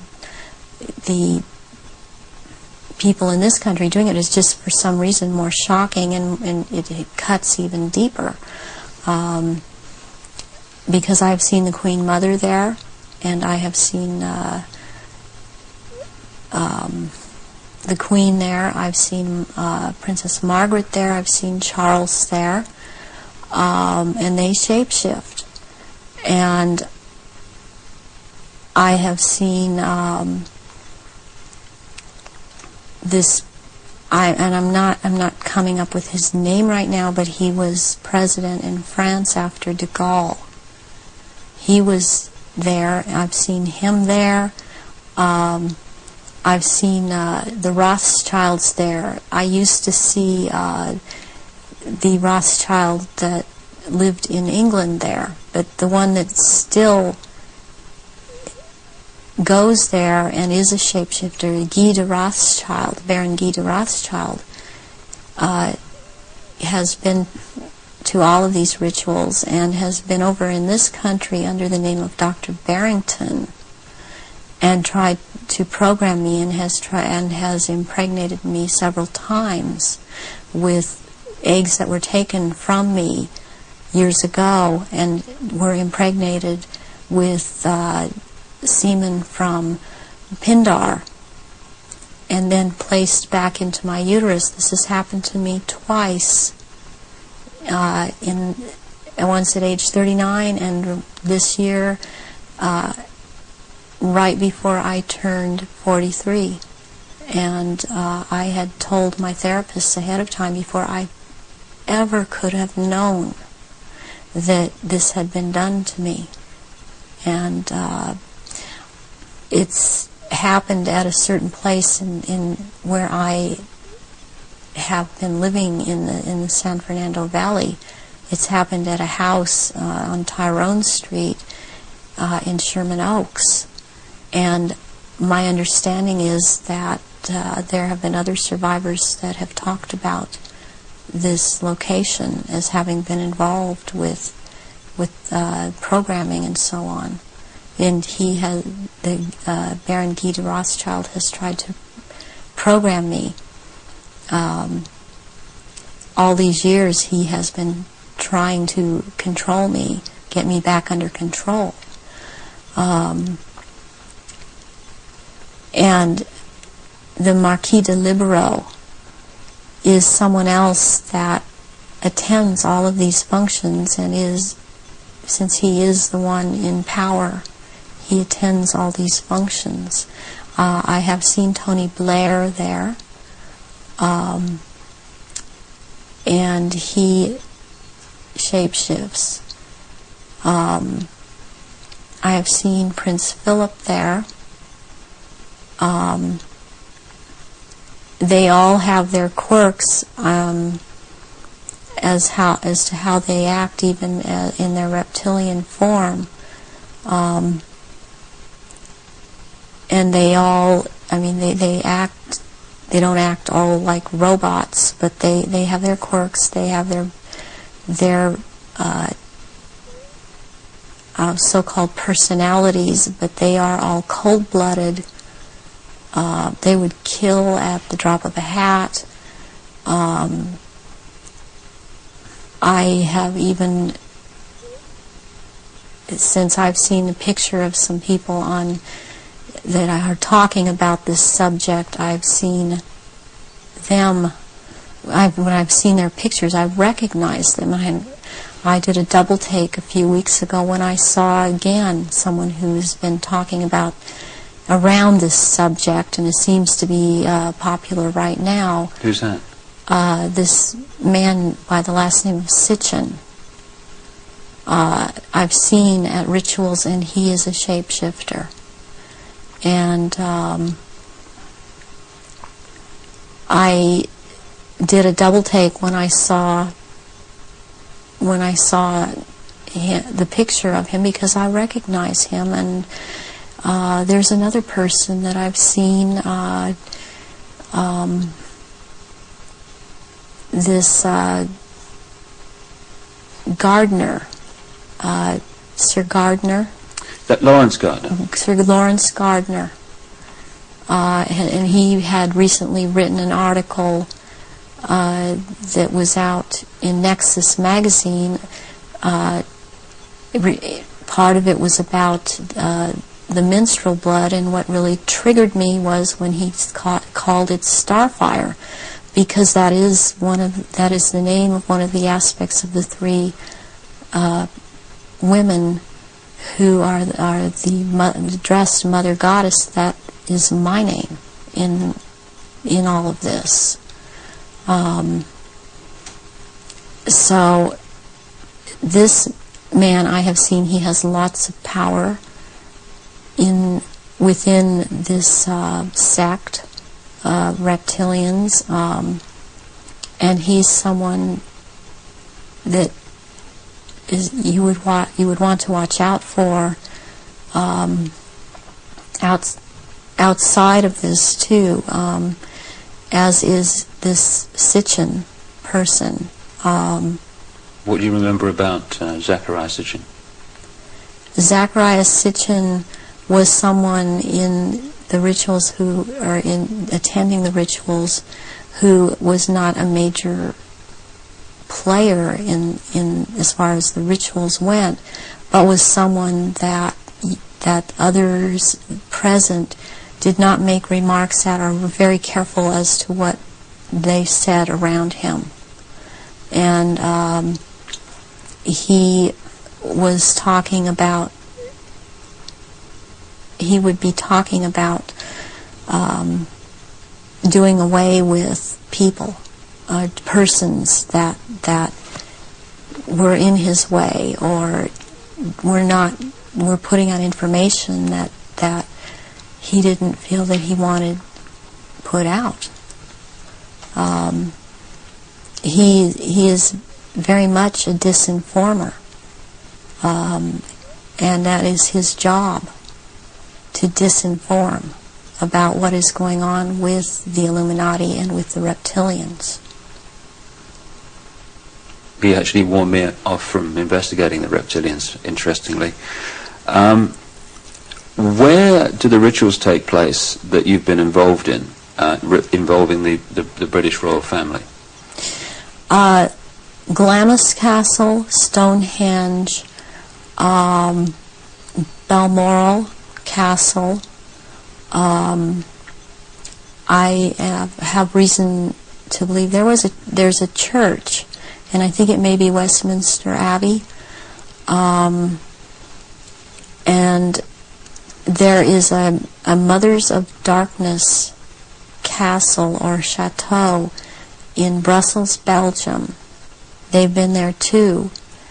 And also in France, the Marquis de Libero Pindar has a castle in the Alsace-Lorraine region of France, and I believe it's in the Alsace region, that he uses, and there are certain rituals done at that castle down in the dungeon part of that castle, and there's an entrance down there to underground places in the earth, and there is a natural formation of rocks that kind of glow green, and they keep menstrual blood in that formation, and this green glowing from these rocks actually turns the blood a darker color, and it's called black blood, and it's used in certain rituals. But there are also, they keep small, there are smaller, less developed little reptilians that are kept down there. They're kind of pets. But one other thing that's also down there, there are eggs.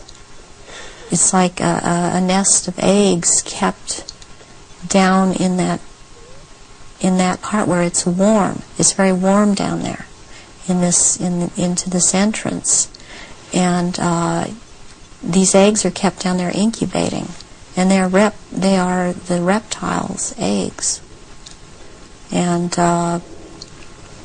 that's where they keep them. What are your memories of conducting the rituals for the royal family? What happened? What were they doing? One thing that sticks out in my mind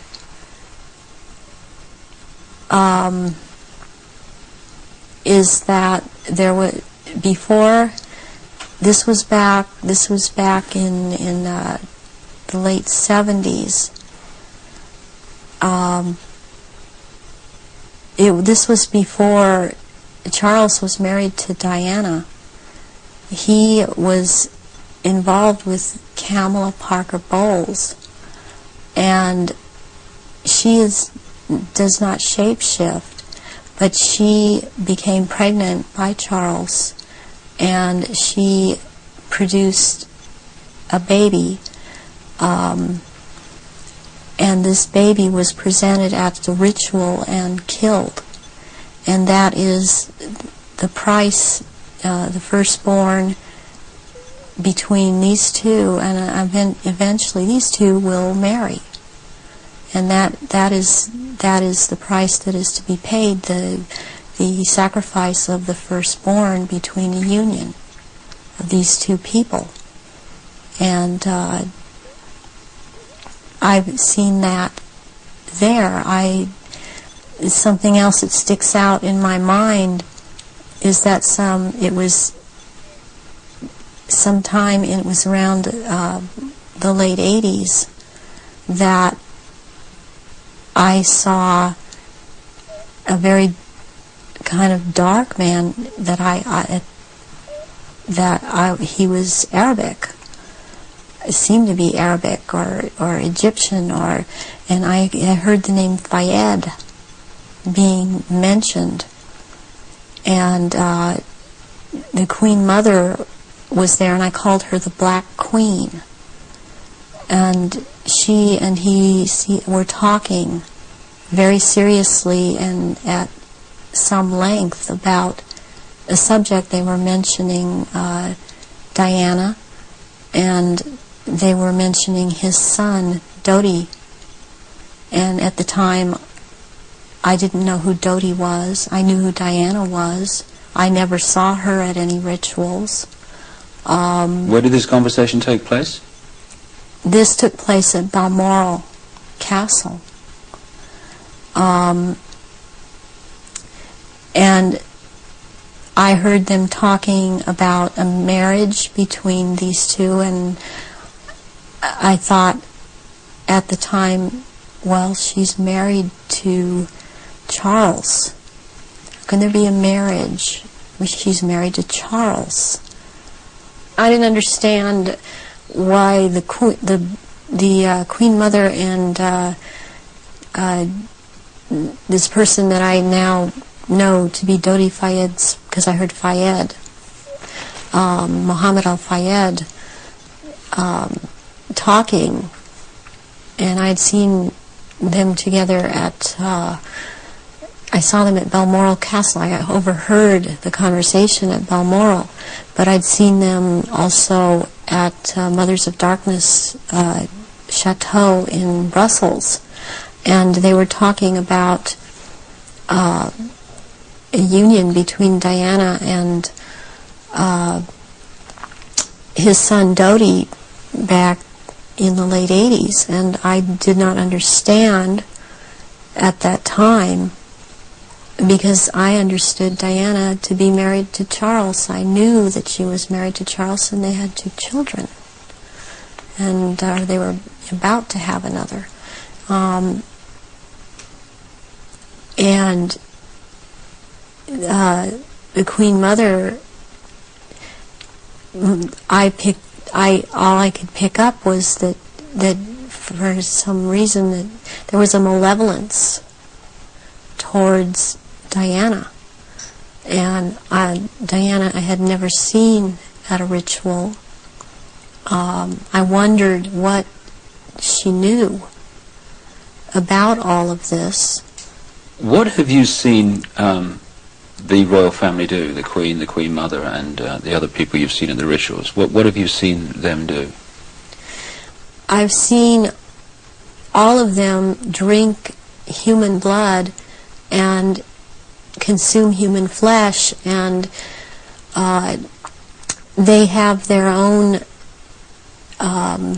goblets in which they have blood, and these goblets are encrusted with jewels, and they also have their own daggers, and that the dagger goes into the goblet, and they stir the blood around with it, and it's also a what it is. It's a symbol of the phallus going into the vagina when they're doing this, and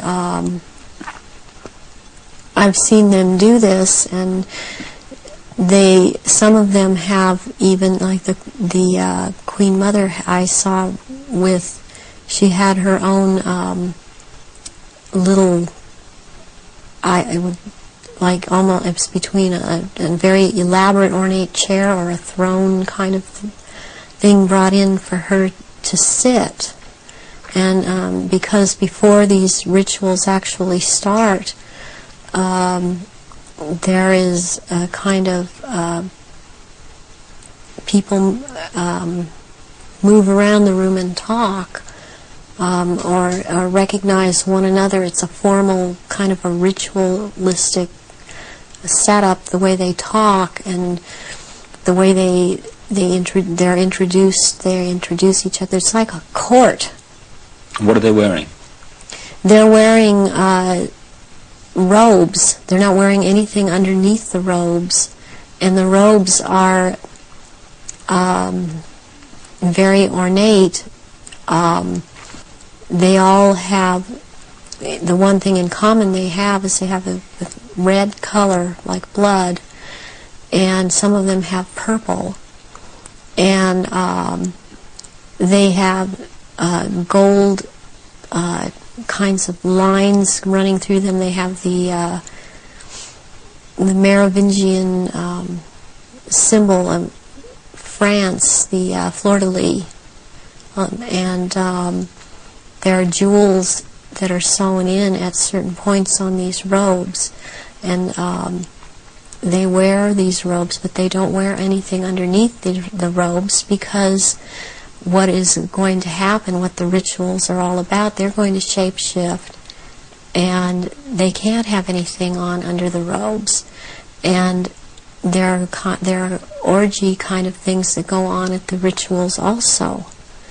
And involving the royal family of Britain? Yes, involving the royal family of Britain, and the sacrifice and the eating of, consuming the sacrifice, and they are involved in that. You've seen them do that? Yes, I have seen them do that.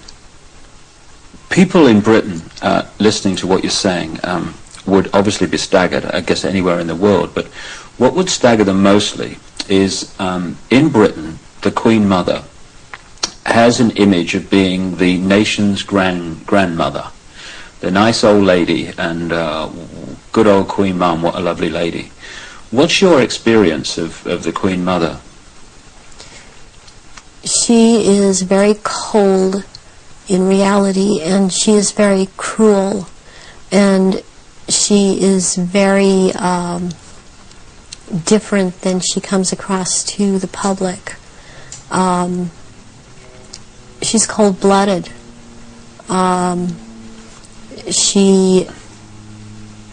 If she feels that you are someone beneath her, even in the Illuminati, that you're at her equal or your station is above her, she will not speak to you, she will not recognize you. She obviously, from what I see, enjoys consuming human flesh. It's sickening. The one person that she seems to be afraid of is Pindar.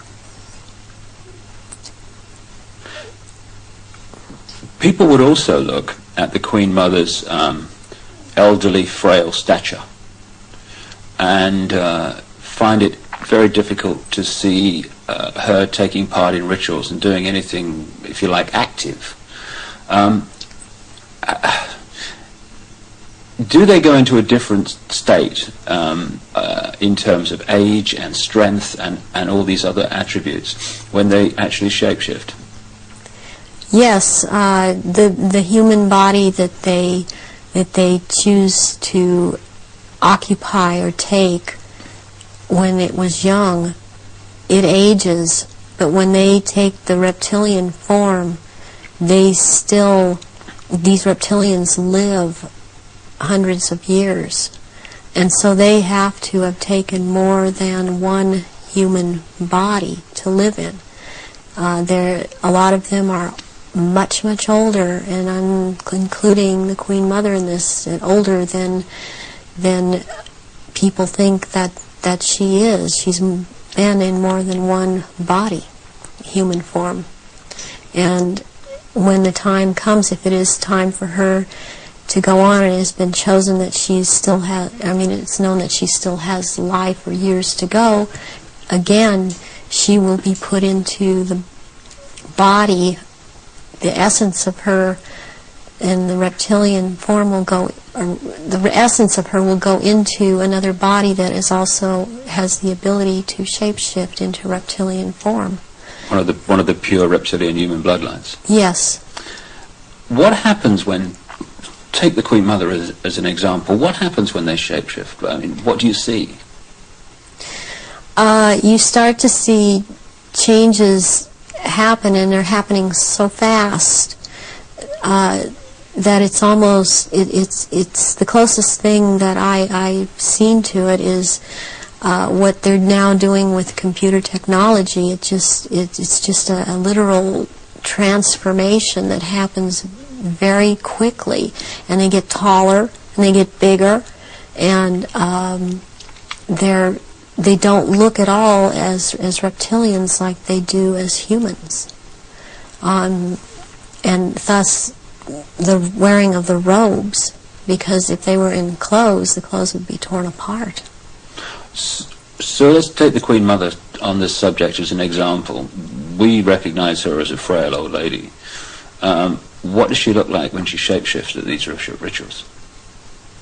She looks like the nose portion gets very much longer, and it grows into kind of a snout kind of thing. She has little fangs and incisors as teeth, and there's a tongue. They all seem to have this kind of tongue when they're at this level. The tongue has a lot of long, hairy or pointed projections coming out of it. It's very long, and they have these. They don't have hands or feet. They have these claws, and they have scales, and also scales that seem to kind of disappear into one another. But it's more pronounced on the back. There seem to be lumps or protrusions coming from the head. There seem to be some kind of growth appendages at where, on the back, and they seem folded, and not all of them have that. And there is a tail, and they a lot of times will keep the tail curled. And and I've seen her when she's very displeased with something, as I've seen other members like this. This tail is whipped around, very agitated, and they do, and she hisses. What color are they? Which one in particular? Take the Queen Mother as an example.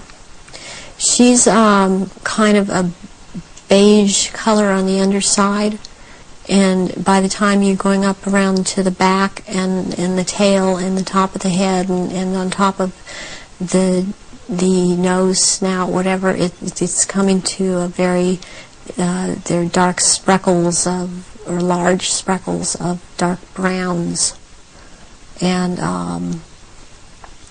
the eyes usually they're large. They look like they're very round, and they look like they're coming out of their sockets, and very protruding, and usually the color ranges from a beige to a gold to a dark greenish gold, and then there's this dark slit up and down, a vertical slit, and and the eyes will look hooded, and when they look hooded, it's a very frightening thing, because it seems that when the eyes are hooded, they're about to do something. What do you mean by hooded? The lids come down, and it's almost, I guess it would be the same thing in a human as an expression of someone's got an idea. And how tall are they when they shapeshift? They're just about 7 feet tall. Some are a little shorter, or to a foot shorter. Some are a little bit taller than 7 feet.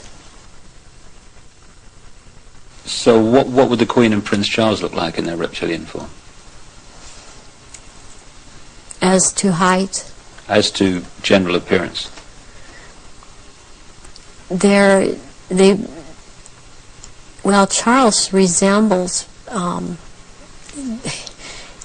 resembles in both ways, in human form and in reptilian. He resembles Pindar. He's shorter, though, in reptilian form than Pindar, but the way that the reptilian, the nose shapes into the snout at that point, and the jaw becomes the underpart. It's very much like Pindar, and his mother doesn't look quite the same as he does. But what does the Queen look like? The Queen, she's darker, not quite so pale. She's darker. All over, she doesn't have the amount of I would call it freckling. It's more like a gradual, like the skin is gradually getting darker it's more smooth. And she does have the lumps up on around her head and down the tail, the spine. Charles has the tails from down around the spine, and funny enough, he has the protrusions from the skull in the reptilian form, where about or above, right above where it seems like his ears would have been. What is it about the rituals that allow the shape-shifting to happen? When the victims are starting to be sacrificed, it's the scent of the blood, and they start shape-shifting at that point in time, and they can hardly wait to get to the blood. It's like they're addicted to the blood, and then the consumption of human flesh that follows. What have you seen the Queen or any of the royal family do in relation to that? Have you seen them sacrifice and consume human flesh? There are certain times when they will actually do a sacrifice, or there will have been someone doing a sacrifice, and it's not happening fast enough for them. So they will step in and finish it themselves, because the sacrifice the ritual has to be gone through. It's sacrificially, ritualistically, it has to have been gone through, and they will step right in and just start tearing the throat out, and they're getting all this blood from the jugular vein at the same time, and that has happened when there are many there that are going to be sacrificed, and they just can't wait, and tearing into the contents of the abdomen and stomach of a victim afterwards. Who have you seen do that? I've seen the Queen Mother do that, and Prince Philip and Charles. I've seen Guy de Rothschild do this. It seems that I've seen it more among royalty, or so-called royalty, do this than people that are not titled. That they don't seem to. They seem like it feels like they don't dare, but they shape-shift nonetheless. But it's like the royals that step in and just start tearing away, as they can hardly wait. How long can they hold the reptilian form in these occasions?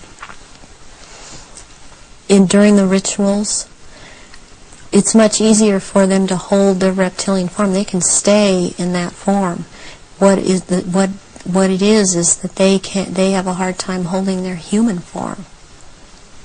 And as long as they're around blood and the scent of blood, they can't hold human form. Right. Where do you think the story of Diana fits into all this, in terms of the ritual that you know about and the royal family background that you know about? What was all that about? What happened in Paris? Diana was a ritual sacrifice because she's named after goddess Diana. She was chosen from before birth for the purpose of which she served. I understand and very well, and am very empathetic towards Diana, because in a way it parallels what happened to me, to have served your purpose, had 2 children, and then be tossed aside. And to her horror, though, she obviously never attending a ritual, she knew something was happening, and she knew what was going on, and could not be trusted to be at a ritual anyways. I don't think that Diana would have attended a ritual. I don't think that they could get her to cooperate in this because she actually saw for herself that this was going on after she married Charles. Was there any way, when Diana was married to Charles, without attending a blood ritual, that she could have seen him or one of the others become a reptile? They have a tendency when they're asleep to shapeshift, and they have to consciously hold their form, and when they're asleep they have a tendency to not hold human form and to shapeshift into reptilians, and there could be other things that happen. I'm thinking about the times that Diana would have gone through a menstrual period. Well, that would have also really triggered some of these people in the royal family that are reptilian around her to want to shapeshift, or any woman, any human woman in that household that would be having a period, that scent of blood would tend to cause a momentary shapeshift. What was the whole, what appears to be a ceremony surrounding her assassination? What was that about? The rumours that she was pregnant, the Egyptian Dodi Fayed, and the place where it all happened, which is an ancient sacrificial site to the goddess Diana. How does all that fit together in the rituals that you know about? Okay, the crown aspect of the goddess is Hecate, and the day of Hecate is on August 13th. And what is very prevalent in this with the Illuminati and what they've done with the Druidism and other and Egypt, the Egyptian religions, is they like to mirror the numbers. And so as like, for example, with the goddess Isis, her number is 18. When you mirror it, it's 81, and that is the number of the sister of Isis, Nephthys. And Nephthys was considered the evil sister to Isis.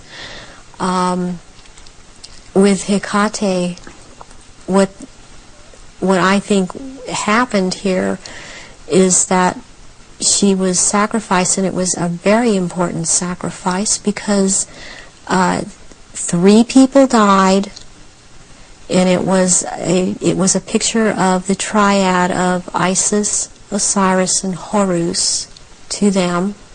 Horus being the unborn child of Dodi Fayed that Diana carried, and was 3 months old, which is another very important fact, a number that's important to them, to be 3 months old.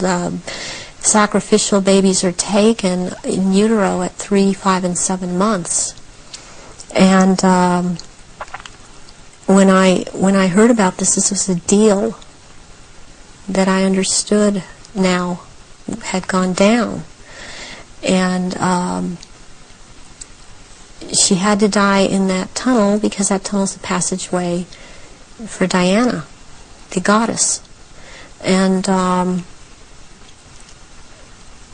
she died at the 13th pillar again because of Hecate.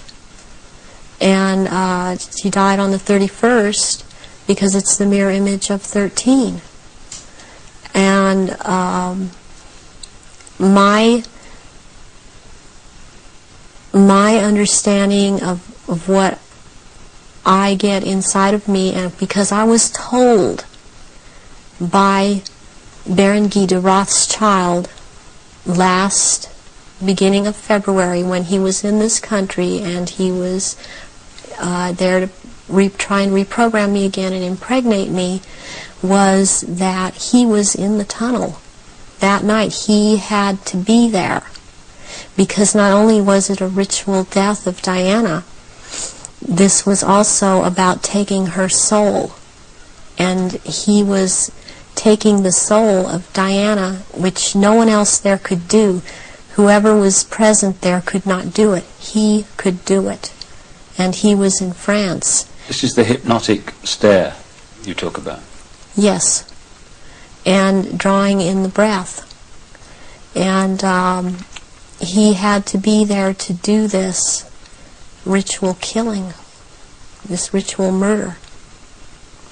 This would mean that the ambulance team and a doctor that arrived within a minute of the crash coming the other way must have been in on this whole deal, or at least the people in charge of the ambulance team. From your experience of the kind of people involved in this Illuminati satanic network, do you think that's possible, that they could set that up? Yes, I do. I've seen a lot of things set up that if you did not know, if you weren't in on the so-called inner circle, or know what the Illuminati can do, because they depend on people not believing they're really there, you would not, you would have a hard time believing it. That this has been such a secretive group and worked in such insidious ways to infiltrate and control. And there are so many unanswered questions they don't seem to be able to answer about Diana that keep coming up, in spite of all the reports that come out, because there are people that don't believe what they're hearing. What would have been the purpose of creating such a clear and definite ritual in the assassination of Diana? What would be the purpose of that when they could have killed her in another way? Because it had to be done as a ritual, because they were going to take her soul. And it had to happen in the tunnel. It had to happen that way. It had to happen in that year. And this is all, there's all a timeline to all of this. There's been many rumors that she was pregnant, but as I understand it, one of her friends says that that was not possible, because she knew that very shortly before she'd had a menstrual period. Is it possible to be pregnant and for that to still happen? Yes, it is. This happened to me. I was impregnated with one of my own fertilized egg that was fertilized by the sperm of Pindar, and he sent Guy de Rothschild to impregnate me in this manner. And I was impregnated in October of '94. I had periods up until February when it was discovered, and they seemed normal, not light. And I then was, since I had the background of a nurse, I was and had worked with a nurse midwife delivering babies.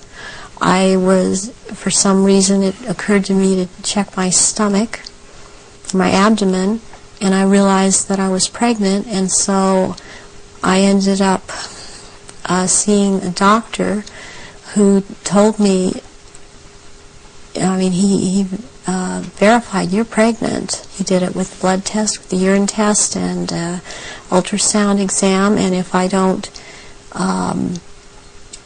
do an abortion on you tomorrow, you're going to have to go through a different type of abortion, which probably would have been a saline abortion. And I knew what I was pregnant with by that time, and so I was terrified to go through with it, and I could not go through with it, knowing what I knew, and so I had the abortion. But I had periods the whole time. You were impregnated at the point that it happened without you having any knowledge of it. No, I did not. Is it possible that that happened to Diana, if she was, as the evidence that I've looked at suggests, also mind-controlled and a multiple from the early part of her life? That is definitely more than a probability. The thing about being multiple or dissociative identity disorder is that the host person doesn't know that they are, but they have missing time, but then they have amnesia for the missing time. They don't realize they're missing time. They don't realize things are happening to them. They show up, you know, pregnant. They show up with marks on their bodies. They don't know, well, I think I must have bumped myself, and that's not actually how it happened. Or they have needle marks on their body when they've been gotten a hold of and drugged. And it's only when they start to realize something's not right and they try and make a timeline and try and account for their time, they realize there's so much they can't account for that they simply took for granted. Oh, I was out shopping, or I was at this person's house, or I was over there. Then they realize they don't have a timeline for any of these things. Do you think that Diana's two children were Prince Charles's children? I do not believe that William is. I've heard that he was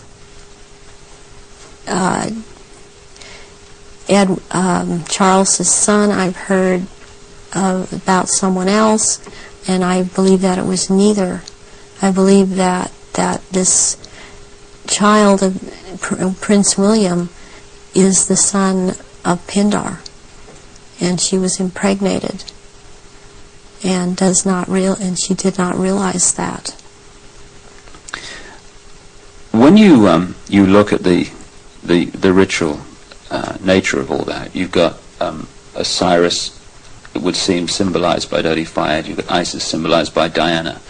Presumably the baby, quite obviously, symbolizes Horus in Egyptian legend and ritual. Why create that in a tunnel in Paris at that time? What was it designed to do, to symbolize or whatever? It's to symbolize, it's part of symbolizing getting ready, getting the world ready to recognize the Horus that is about to come upon us in the year 2000. As year 2000 is the age of Horus and Osiris reborn, and there's a sacrifice involved, and the sacrifice is the mother, and the sacrifice is this child, and yet it involves another child who yet lives by the same mother. And you're talking about William? Yes, I am talking about William. What would have happened to Diana in your experience of the ritual, and what would have happened to the unborn child after the events in the tunnel in Paris? That Diana left the tunnel dead. She didn't leave that tunnel alive. That ritual, she had to die in that tunnel, and they had to take her soul in that tunnel, and they had to take the soul or developing essence of the unborn child, and in the hospital it follows logically, according to what I know about what they do, that they would have taken the uterus and the fetus from Diana, that would have been taken, and as a ritual, that would have been taken, and they would have removed other body parts. And done what? Distributed them for high Illuminati members to consume, because this is a ritual sacrifice. Some strange things happened after that. Strange things happened all the way through it. But suddenly the decision was made that she would not be buried in the local church where she wanted to be buried, but on an island among the trees in a lake at Althorpe Park.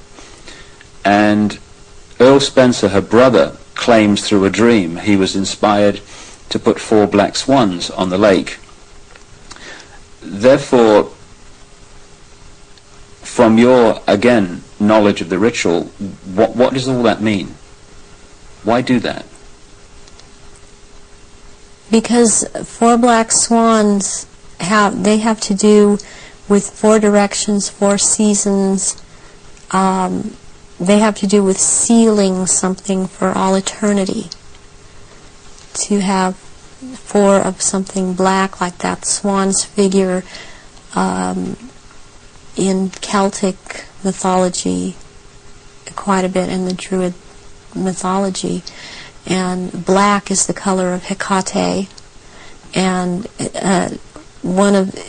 also one of the goddess aspects, the 3 goddess aspects that they have, the name is Black Flame or Black Star, and Black Flame means unto death, and so therefore the color black, and somewhere in there would be a flame. The decisions after her death to put her on an island among the trees in a lake and the 4 black swans were all, at least on the surface, taken by her brother Earl Spencer. Have you any experience of him? Earl Spencer I have seen at rituals. He's definitely tied into it. Her family has been part of this. She has this bloodline. I have not seen him shapeshift, but he's tied into it. You've seen him at rituals in yes, which I have. Sacrifices took place? Yes, I have. What about her father? Any knowledge of him? Her father was present at rituals. Her father would have been involved way before Diana was born. For her to have been involved and watch her actions after she was married, cutting herself, being anorexic, being bulimic, these are so indicative of someone who has been involved in mind control, has been hurt, and has been forced to follow mind programming. That this would have started when she was a little child, and her father would have been involved. So if they got her into this mind control stream from birth, presumably they would have been able to shape events right from that point to the 13th pillar. Yes. Yeah, they would have. When somebody becomes what we call multiple personality disorder or dissociative identity disorder, there are many programs that are induced, that can be induced at any point. I mean, you've got the machinery in place when they're a very small child, and as they're grown, they can install programs at any point and have different parts hold these programs, and they can be made to do just about anything. They're taught things such as red light is a green light, go through the light. They drive faster than they realize they're driving.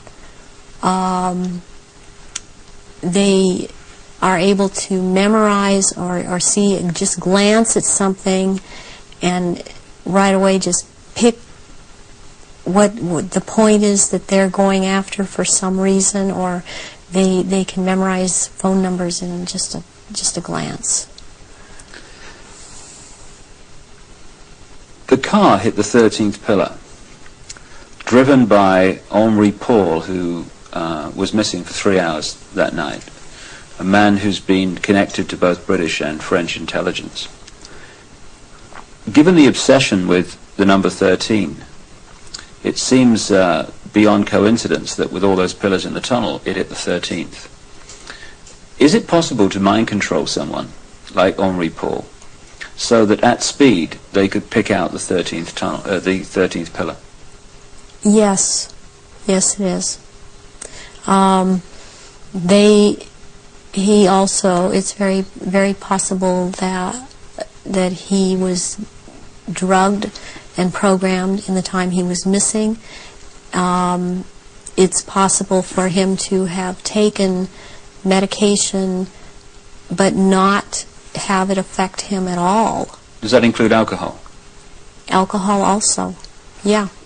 And then maybe later or not, it would affect him, depending on if that's what the program was for it to affect him. But it might not affect someone at all. I've been through this myself, so I know this to be true. And what happened to you in this instance? It was a very bad time in my life. The one time in particular I'm speaking of, where my then husband told me that he wanted a divorce, and I took approximately 8. I don't remember what the dosage was, but 8 Xanax pills in front of him, and I drove from where I lived in Orange County to the Norwalk area and went to see my therapist, who was holding some groups in this area, and I did not feel the effects of the pills at all when I drove to see him. I did not feel the effects of the pills at all when I left there an hour and a half later. And I had no car accidents. I was not stopped. My driving skills were very good. And I've seen this happen with other people that have had mind control programming and this DID, and you just swallow up medication and one part holds on to it and it does not affect the body. So if you're in a compartment that is not connected to taking the pills, you're not affected by it. But if you were put into that compartment that took the pills, if you like, you would be affected by them. Yes, and you can also have, what they can do with you is have a whole bunch of alters or parts lined up that, okay, you will be out from this point to this point, and then this next part, will be out at from this point to this point. They can keep going like that. It can be a very complicated, long thing, but they can line them up that way. That's the way the programming goes. Do you think this could explain the apparent mystery of a alcohol reading of Henri Paul that was equivalent to 8 Scottish on an empty stomach, while the video evidence of the Ritz Hotel security cameras is that this was not a man in the minutes before he drove Diana into the tunnel that was in any way at that level of drunkenness? Yes, that can very well explain it. With this kind of mind control programming that they do, once you go into that mode that they want you in, you can be hurt and in a lot of pain, or you can be drugged to the gills, or have drunk too much, and you appear to be in no pain at all, appear to be perfectly with it. and you don't feel it. You feel all right. People would find it difficult, just coming from their own experience and observation, that someone could drive a car into a tunnel at considerable speed and pick out among 30-odd the 13th pillar. How is that possible to program someone to do that? Because that someone has been taught and programmed and taught and programmed and taught for quite a while how to do this at a very fast speed. The mind works very fast, and if they have the mind and body connected the right way, they can drive. They would have been able. This person would have been able to drive into the 13th pillar at a fast speed.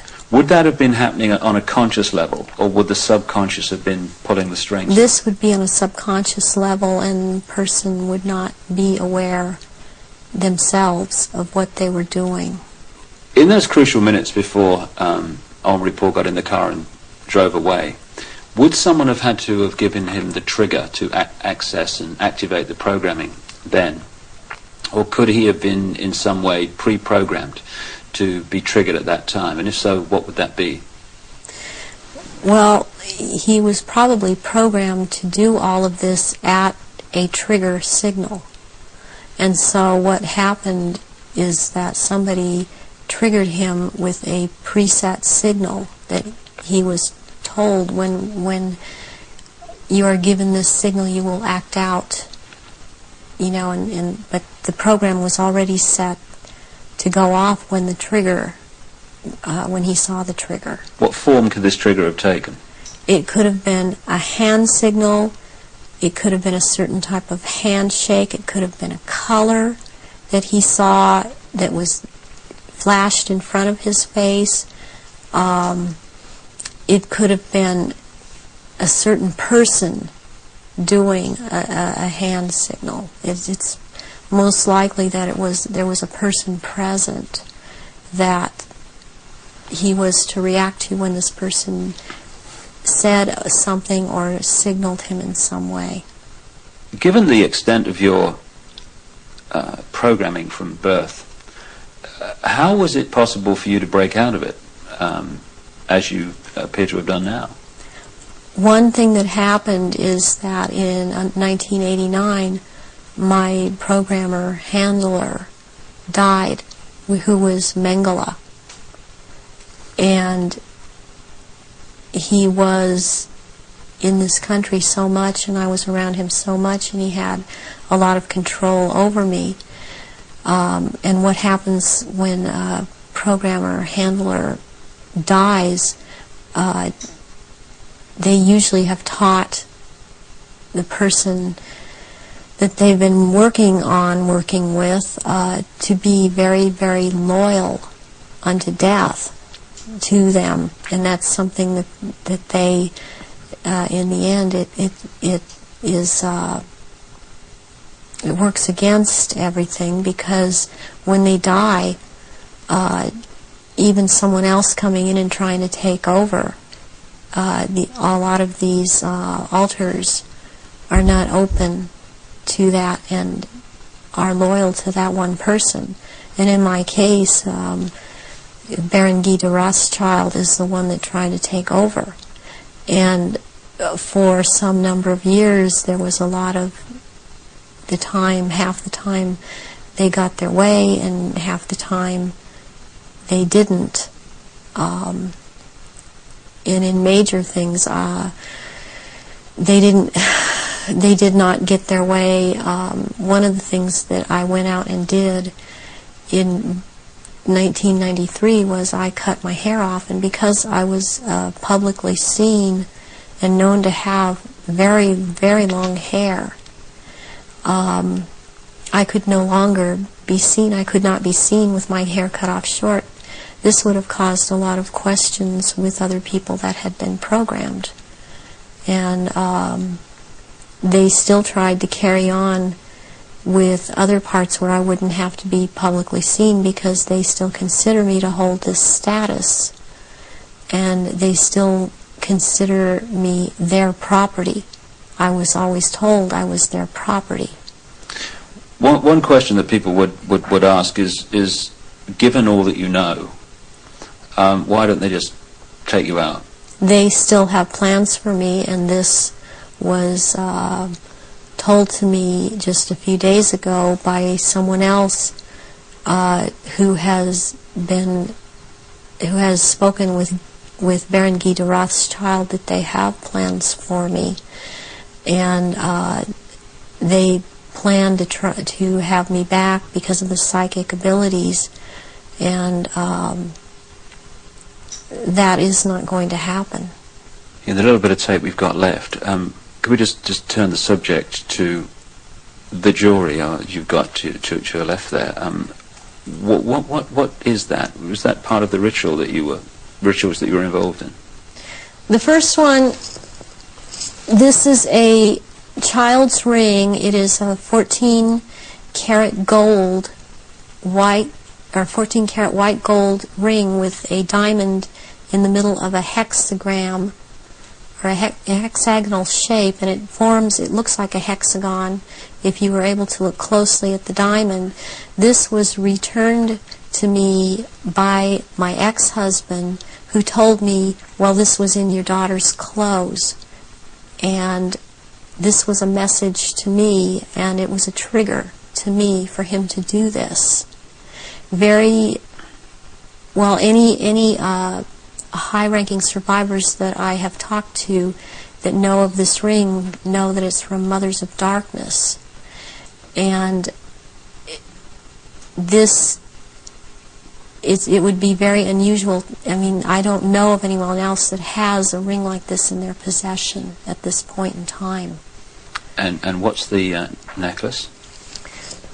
The necklace here is made out of copper, and it's very Egyptian, and it was given to me when I turned 19, and that's an important age because you really start at the position I was at, having these psychic powers in full effect and being allowed to do this in full effect during rituals, and this was worn during certain rituals. Why copper, and why have it at all? Copper is a transmitter. Copper has always been used in the occult.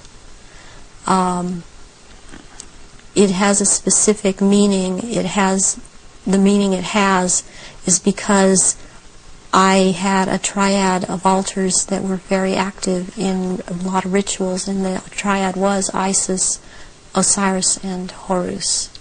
And Isis was the part that drew down the moon, and Osiris performed the rituals, and Horus was what was born of performing those rituals.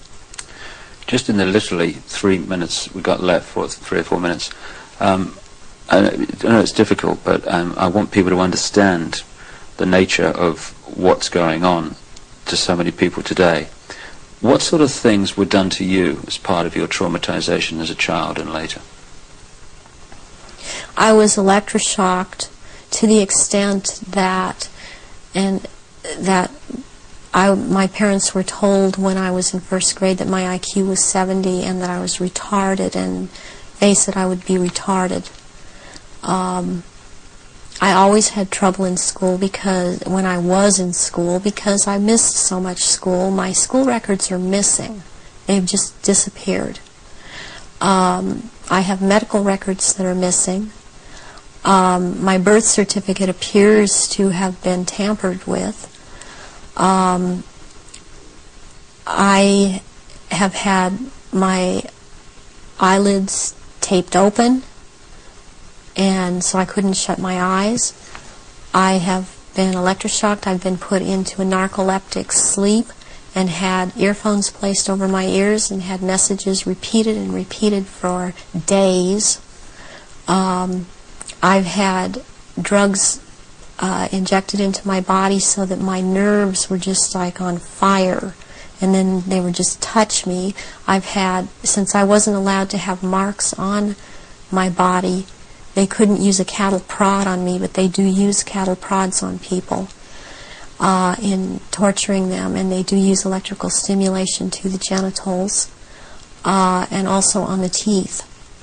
and they like to inject between the toes and under the fingernails and up in the gums.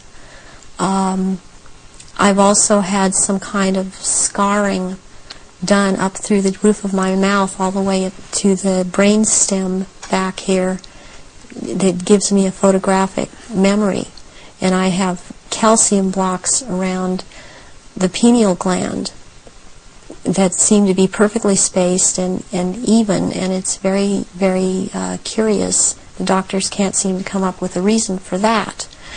I have been programmed to be anorexic, to be bulimic. For the government programming, since I was also used by this the government in this country, I was programmed to cut my arms if I started to remember, which I was punished for by the Illuminati, as I was not to have these marks upon myself. I was made to eat my own feces as a little child. I was made to drink my own urine. I was not allowed to go to the bathroom. I was placed in a sensory deprivation tank.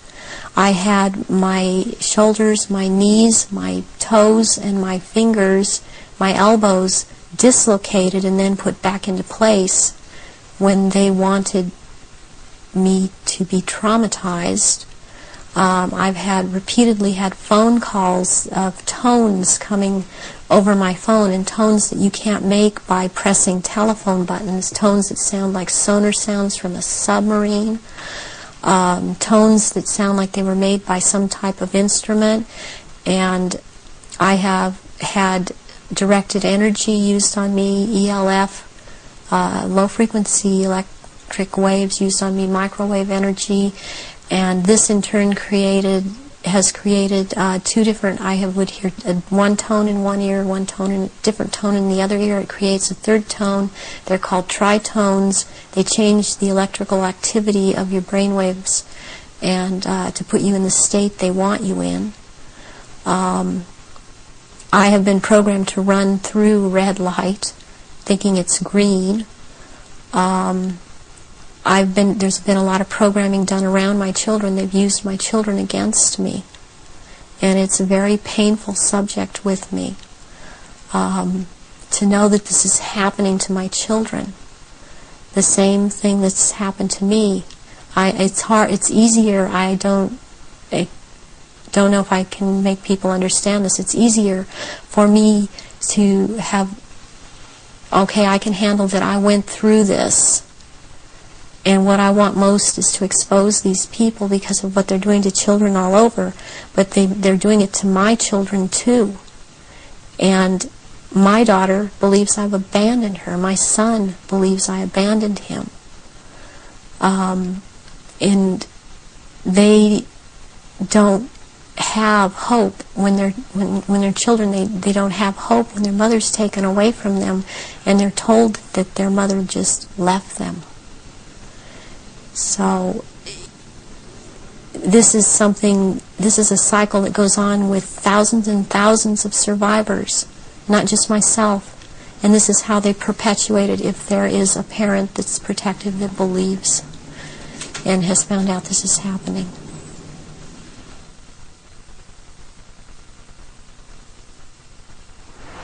The astonishing revelations of Arizona Wilder, a very, very brave lady who's chosen to stand up and be counted. And only by enough people doing that is this nonsense and this manipulation going to be brought to an end, as it is in the next few years.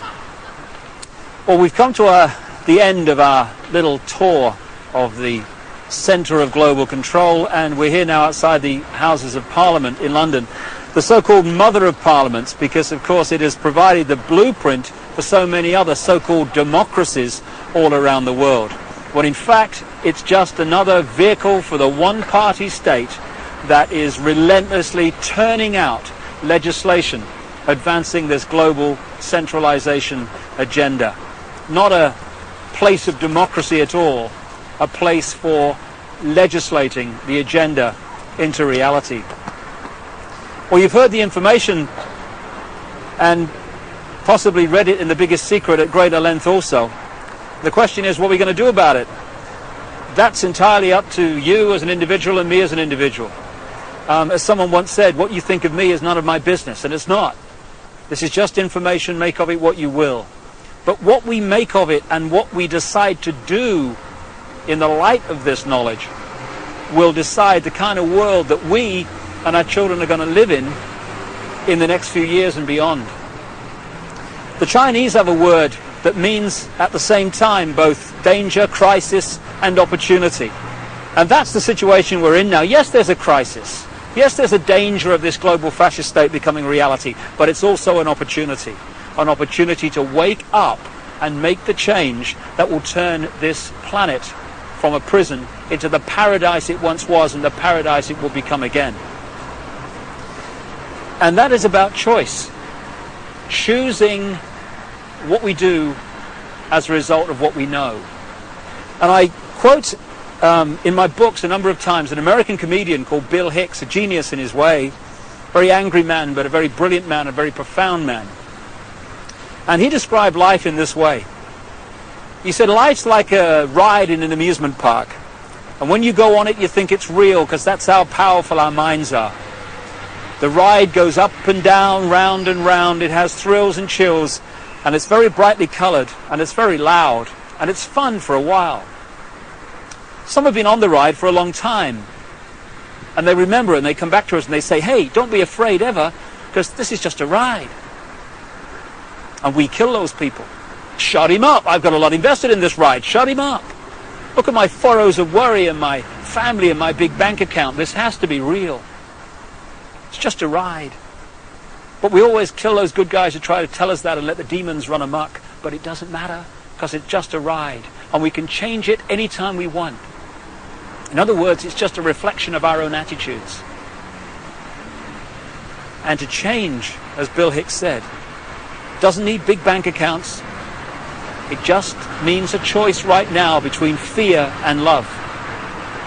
Fear is the four-letter word that has controlled this planet and this human race for thousands of years. Love is the word that will set us free.